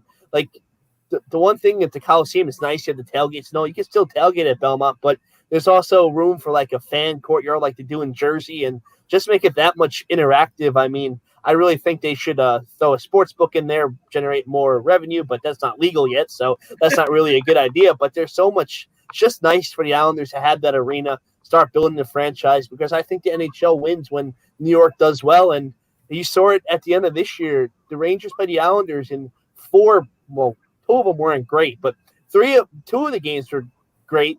The other two games weren't great. There were two blowouts, but the teams are there. The teams are taking that next step towards NHL greatness if they can keep it up. And with the new Islander arena, I think this rivalry does have a couple more years to it, if not more. I mean, you look at the Ranger-Islander rivalry, you have these two young Russian goalies who will be hopefully there for the next 10 to 15 years, who are friends. And there's so much to build off that. With the Islanders having a stable home, it makes it that much more fun. Yeah, it makes it not only so much more fun, but also, it makes it a watchable game where it's not a one-sided blowout. Where and on top of it, seeing a one-sided blowout in seeing all the Ranger fans at the Coliseum, now you can eventually see a legitimate home. Most likely, we're still going to see, because, and we've said this all the time, the New York Rangers are number one here in New York. They are. It's just we have to deal with it. Islanders are number two, and Buffalo is number three, and they'll always stay number three because they're terrible, and Jack Eichel is most likely going to be gone somewhere else. We'll get to that at some point else, or at another time. But it's, again, just to see it at a brand new building that should be nice, a brand new naming partner, their own naming partner. It is really, really cool stuff. So, fellas, again, for those that are just tuning in, we cannot thank Patrick McCormick for coming on here, being a part of the rotational fourth host. So really, it's been a ton of fun here so far. Obviously, Pat's going to be back on here to talk more hockey all the time. He will be a mainstay, or I hope you're going to be a mainstay on here. You come on whenever, when hopefully, as we know, we have a lot of time because college sports is not coming back till at least January 1st for the two of us here. I'm here. I'm here whenever you need. I said I'm here whenever you need me. I'm a little rusty today. I'm not as sharp as I normally am. It's just coming off that COVID layoff. And once the games start, I'm ready to go. That's all right. That's all right. Listen, I'm here, and I'm having hiccups here, and I'm literally hiccups. And Nick could barely open his mouth here. Listen, and Tyler's not here, so we're all a little rusty. With about 22 minutes. I can't do math. See, where's Nick? Where's my mathematician? Unbelievable. See, mental math. It's not in Joe's brain. And speaking of talking about third person, which, folks, we will get to in just a few minutes, we're going to have a little bit of a debate here as we talk about the Jimmy, which I see here. We spoke about the third person because, Joey needs to do this. Joey needs to do that. We'll get there a little bit later. So let's keep moving forward, fellas. And it's a disaster down in Orlando. It's not a disaster in terms of the bubble, But for a specific New York team, and one New York team that has made the playoffs by the skin of their teeth or have made the return to play format in the NBA, is the Brooklyn Nets. Why? Because they're missing, obviously, Kevin Durant, who was not projected to play. There was some rumors that, okay, maybe he could come back and, test that Achilles out, but he's not going to take any chances. DeAndre Jordan said no of COVID. Spencer Dinwiddie said no because of COVID. Taurean Prince said no because of COVID. Wilson Chandler, he opted out because he wanted to spend more time with his family. And Kyrie Irving is just a dunce. So Kyrie Irving as well, that leaves now 1, 2, 3, 4, 5, 6 players, 5 players if we exclude Kevin Durant. It's a disaster. We saw the Nets and the Magic a couple of days ago. The Nets were blown away. Jarrett Allen can only do so much. Karis LeVert, they can only do so much. Karis LeVert, actually, fellas, which is a pretty sad statement, is now the leading scorer from pre-March 12th with 17.7 points per game and 39 games played. Nick Partain, who is an NBA fan, I have to go to you here, and I have to say to you, how quick will the Nets be heading back to New York? I'm sure they'll be out in their first round. We have to see where their seeding ends up shaking out, but you're right. They're just devoid of talent right now. They had too many guys either hurt, sick, weird things. They signed Michael Beasley off the street. He has COVID. He can't even play. They tried that. They signed a couple of other guys, but basically they're just trying to get warm bodies out there. For the Nets, it's all about surviving this little run in the bubble to make sure none of the guys that are playing get long-term injuries, and it's all about next year. Kevin Durant will come back. Kyrie Irving hopefully will be more motivated with Durant there and healthy. Karis LeVert will be further removed from his big injury. We'll have to see what kind of front office moves they make. We don't know if Jarrett Allen's going to get traded or not. We don't know if Joe Harris is going to get re-signed. We don't know how that's going to work. We don't know how their bench is going to shake out. But for the Nets, it's all about next year. And we really knew that coming in because we knew Durant was going to miss this season. Only by a miracle would he have come back at any point, and he took the safe route, and I think the team is doing the right thing in playing this safe. He's coming off a very serious injury you don't want to play with. So if everybody's full strength next year for the Nets, they can come out next year and be a competitive team. But this year, it wasn't going to happen anyway. So at this point, trot out the scrubs, trot out your young guys, try some different things, experiment. You have a new coach in there because you inexplicably, to me, fired Kenny Atkinson. You have that to deal with. So there's too many moving parts. It's going to be a one and done. Get in, stay safe, try some things out, rotate some guys, get out of there healthy and happy, and be ready for next season. The craziest part about this is that Nick remembers a name for sure that is on that roster who's actually going to be starting for the Brooklyn Nets, and his name is Lance Thomas because they have nobody. Lance Thomas is going to be starting, and also who's going to be starting at the point? 40-year-old Jamal Crawford is going to be starting. I have a friend who's a diehard Nets fan, and every time they made a signing, I'm like, dude, you got another one, another guy. Like, I really wanted to see Jamal Crawford and Michael Beasley out there at the same time, just chucking it every 5 minutes. I would have checked in for every game if I could see something that fun. Those other guys are just going to shoot. It's going to be a freaking fiasco of guys just whipping shots from everywhere. There's going to be no cohesion, no teamwork, no actual system or anything. It's going to be a freaking street game out there with this guy. So it's going to be really fun to watch the Nets out there, at least for that reason. That there's going to be so much I don't care going on in that team that it's going to be a really entertaining game. But I was really hoping for Beasley because he's such a fun character. But too bad he was sick, and we hope all the best for him. But I'm going to miss him. And is it a coincidence too? We're having such a fun time, a disastrous Nets team. We're having a fun time in Disney World. Pat, your thought, or if you have any thoughts, if you want us to move on, we sure can as well. I'm just saying, I watched 4 of those guys play in the G League this year at the Long Island Nets, and I'm just happy they're getting that shot, being Musa, Cristiusa, Justin Anderson. I'm forgetting the other guy, but for guys like that, it's an opportunity. You're being thrown into playoff-esque basketball, and you have a shot to prove yourself to maybe be one of those guys who gets to play with Kyrie and Kevin Durant next year. So it's an opportunity. I think they're going to compete. I just don't think the talent is there with so many guys opting out and not being healthy to play, unfortunately, that they're going to be able to advance. But I think it's going to be a chance for guys to prove what they have at this level or don't have and able to fight. Because, I mean, watching Musa, Cristiusa is a quick point guard, and then Justin Anderson, just a very intense player overall. It's going to be fun to see them play at the next level.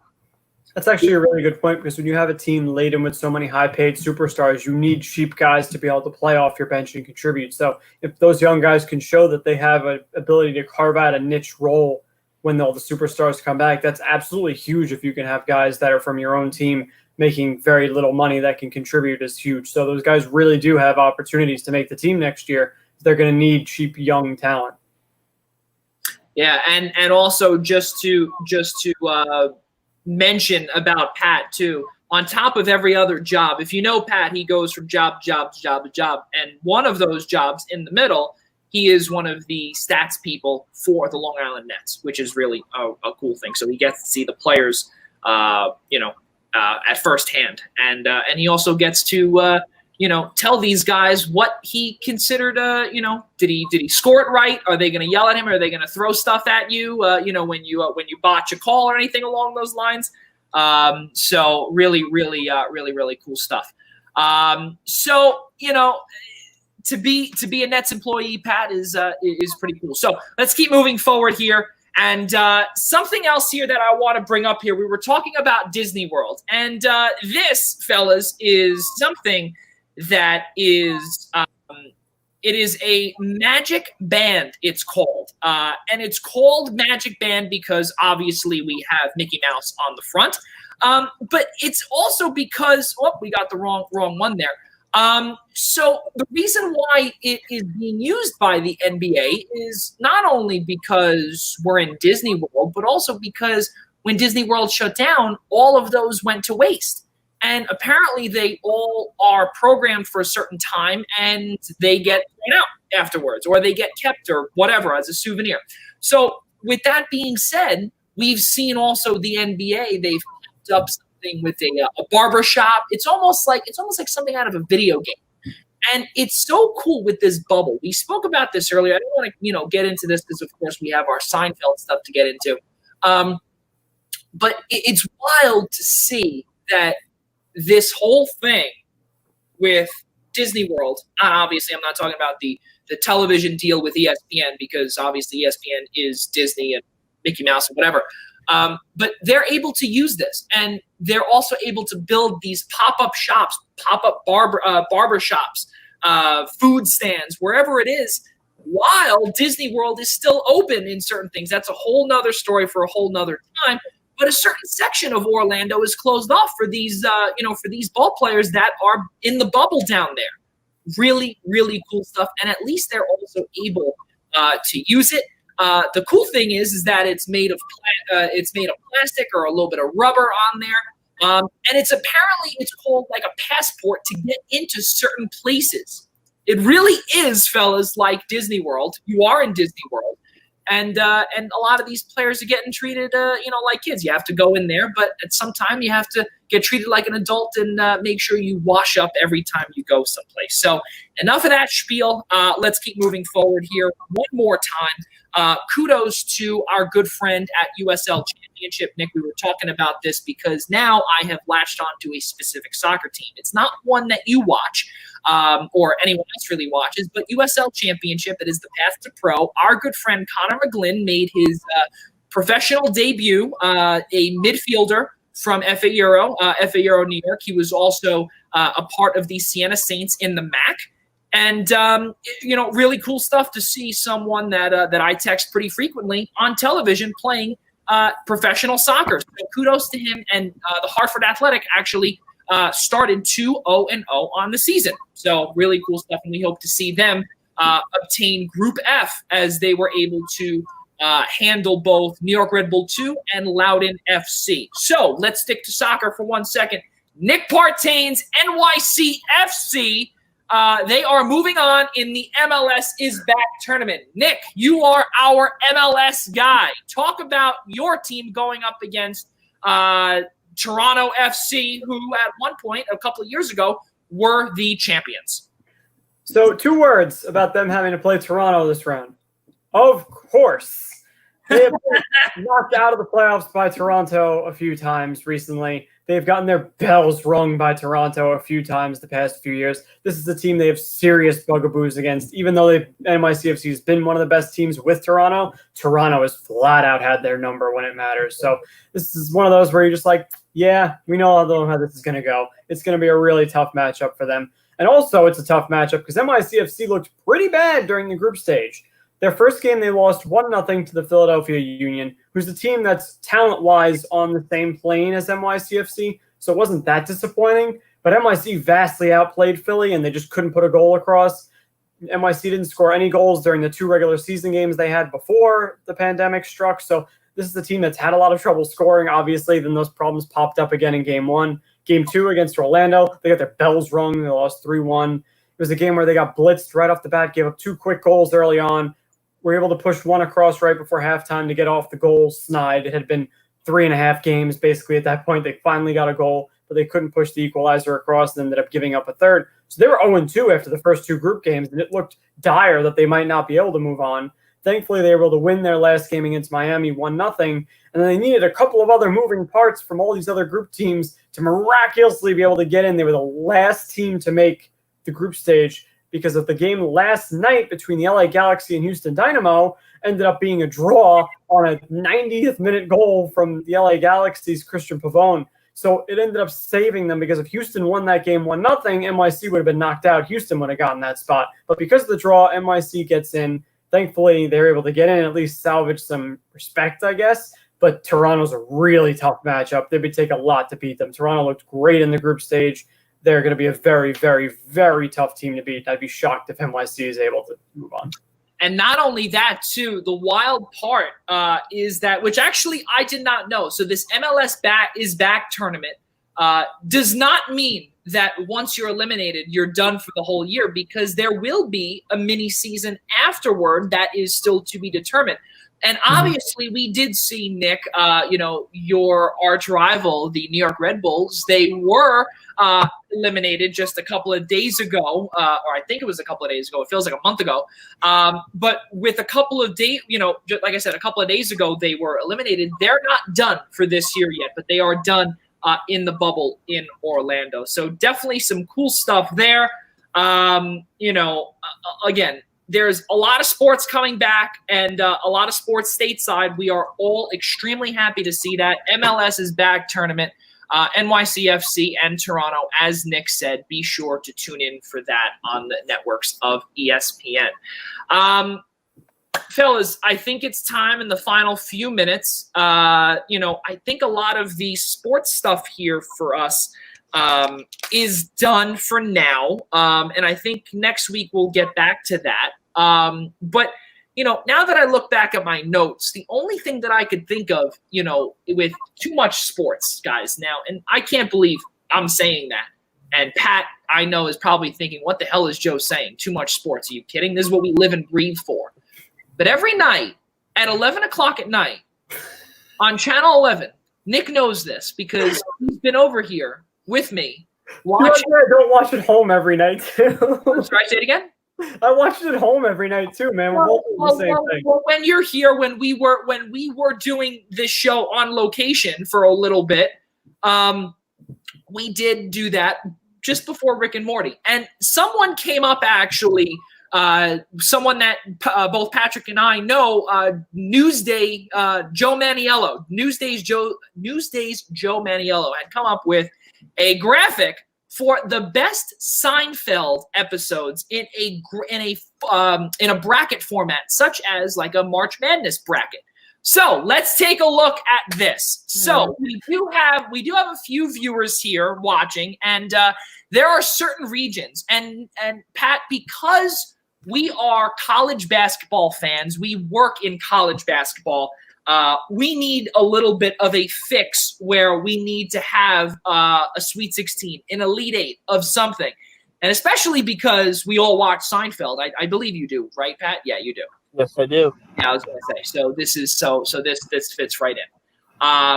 Let's look at this and let's take a peek and see if we agree with Joe Maniello on some of the the positions for some of these episodes here. So the contest being, I think that's number 1, if my eyesight is right. The Soup Nazi down there, right in the middle.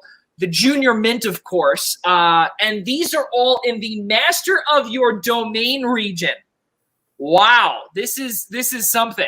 And you know, I got to ask you, Nick. You filled this out yesterday.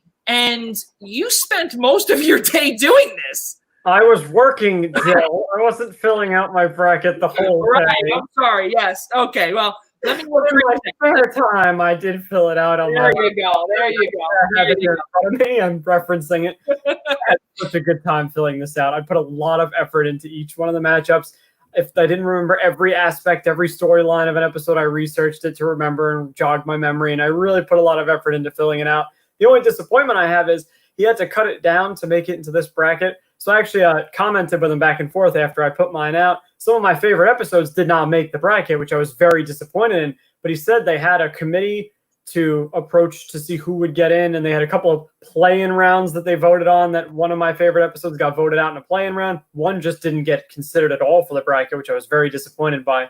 But the ones that were there are excellent. All the core ones, the ones that are the most known by people, the biggest name episodes, the strike with Festivus, Serenity Now, the puffy shirt, the contest. Those are the episodes that everybody knows, even if you don't watch the show. So at least they got the highlight ones in there. And I was still able to fill out a bracket that ended up with a winner as one of my favorite episodes that I think is underrated by most people, because it was not very close to being a 1 seed in any bracket. So I'm excited that I have a dark horse winning this whole thing, even though it's probably not going to win the general bracket. Pat, your thoughts on this bracket here? I mean, I watched Seinfeld. I'm not very up to date on the names of the episode. I am upset. I could have missed it, but the nap wasn't up there where George takes a nap under his desk, then calls in the bomb, and Steinbrenner stays in the office while he wants him to leave. I didn't see it on there, and I think that's a very good episode. It was not on the bracket, but that was a good one. I love that. He has the guy build him the desk under there. He's got all the compartments and like the and he has his grandkids there on there. Fantastic job. Love that episode. He gets trapped under there because he has Jerry calling the bomb threat to try and get them all to leave, and it ends up making them all bunker down in his office. So very, very funny episode. I'm so disappointed not to see that, but everything else looks pretty good. And it reminds me of the summers in Brooklyn, because once a summer with the Cyclones, they have Seinfeld night. So it's a really good night. So it reminded me of going to the ballpark. It reminded me of March Madness. So it's a fun thing to do. And now that not working as much, I am enjoying catching up on the Seinfeld episodes and get to know the names of the episodes. Because I would just watch them and enjoy it and not really know the names of the episodes and everything that goes into it. But great show. A lot of fun doing a bracket like this. Yeah, it's you look at the C was angry that day region. That's phenomenal. Well, because the names of the regions are by, I think, the number 1 seed of that region. Right. They were named. So those names. That's it's really unbelievable. Hire this man region. No soup for you, of course. Really, and to be completely honest with you there, I did see a few other brackets, and I saw that one made to the Elite Eight, which I couldn't stand, and I thought that was awful. Nick, was the Chinese restaurant. That one should not have made it to the Elite Eight. I don't remember who it was, but it was some random person on Twitter I saw it. It made it to the Elite Eight, and I was looking, and I was like, I don't think so. I'm not really a fan of that one, and that one was better than Frogger. I don't think so. If those two went head to head, I don't think so for sure. See, I liked the episode, but it didn't have any Kramer in it. That's what was the problem for me. There was no Kramer in that. When I was thinking back, I'm like, where's Kramer's storyline? And I realized there just wasn't one. He wasn't in there. But I liked the episode. I liked that it was all in one spot. I liked the whole concept of waiting for a restaurant. We've all been there, sitting, waiting, being starving, wondering who's next. Who do we get there before? It was pretty well done. I liked Elaine going over and going to dare to eat the egg roll, and she tries to whisper to the old people they don't hear. It was a decent episode. I believe I had it only winning 1 round. I had it beat the Frogger. I liked it a little better than the Frogger episode. I thought that one was good. Holes! We need holes! Line, George yelling at the electrician guy trying to get the machine out of there. I did have the Chinese restaurant winning 1 round and then losing to the calzone. Kramer cooking his freaking clothes was just so classic. That was so great. Him fighting with the pizzeria guy in Italian and then kicking his shoe up on the counter is one of the all-time great scenes. So every part of this was great, reliving every one of these episodes. But I do have to publicly come out and say the sniffing accountant not being on there is criminal, especially the accountant. That episode was great. Kramer going incognito as the freaking on the accountant guy to try and catch him. He ends up hitting his head on the bar thing, comes up and hits him. And then he ends up drinking the beer with the cigarette. Like, that's such a classic Kramer scene that I can't believe that didn't make it based on that. And then one that gets no attention from anybody that is truly one of my favorite episodes is the slicer. When Kramer has the slicer, he's got the butcher coat on. George is trying to airbrush himself out of the picture in Kruger's office. And then Kramer ends up accidentally being the doctor that takes Kruger's picture and is doing the scan. He wants to take a section of Kruger because he sees the mole. He wants to take the slicer to him. George is freaking out. It also has one of my favorite underrated lines that gets no attention whatsoever, but it's classic. When Kramer and George are standing outside of Kruger's office right before he's about to go in, and Kramer just goes, like, George is explaining the plan and what Kramer can do, and Kramer just goes, "You're really cooking up a little scheme here, aren't you?" I mean, I freaking lose it every time. He's all worked up, and Kramer's just like, "Cooking up a little scheme here, aren't you?" Oh my God, it's so good. I could rant about Seinfeld for 2 hours, but I'll let you get back in. So funny. Absolutely wild stuff. But we are actually out of time. We cannot thank Patrick McCormick enough for coming on here as our rotational fourth host. We really do appreciate you coming on. You say you were rusty. I don't believe that. We really had a fun time with you, and I cannot wait to speak about hockey because I cannot wait for Rangers-Islanders banter when hockey comes back, because that is going to be a lot of fun, Pat. Really appreciate you coming on tonight. Yep. Thanks for having me on. I look forward to talking hockey, and hopefully both teams can make a run. I'm not sure if I could survive banter for a 7-game series, but hopefully they could both make it pretty far and see what happens. I'm just excited to sit on my couch all day and watch hockey and not do anything else. There you go. Tons of fun. So before we finish up here, ladies and gentlemen, the Essential Wrestling Podcast, episode number 13, will come your way with Al Carl, John DeConti, John Smith, and Tyler Adelle on Tuesday, July 28th, starting at 6 p.m. right here on the Eastern Observer YouTube and Facebook as well. Going to be tons of fun. Also, we are partnered with the New York Professional Scouts Association, partly funded by Major League Baseball. The Scouts Minute and the Scouts Report will be back. We will be featuring the late former scouting director of the Baltimore Orioles, Tom T-Bone Giordano, starting tomorrow, July 25th at 11 a.m. Also, the extended version, which starts on Sunday, the Scouts Report, episode number 5 of the same aforementioned Tom Giordano, will begin at 11 a.m. on the New York Pro Scouts channels, along with the Eastern Observer. For more information, please log on to the Eastern Observer website, easternobserver.com, or follow us on the bottom. There's all of our social media handles on the bottom, so I don't have to go into that. Anything else? I think we are good. So once again, ladies and gentlemen, for Kevin Connolly, who was on here earlier, Patrick McCormick, my sidekick and friend as well, Nick Partain, I'm Joey Jarzynka. For all of us at the Eastern Observer and the Blackjack Media Group, we'll see you next time.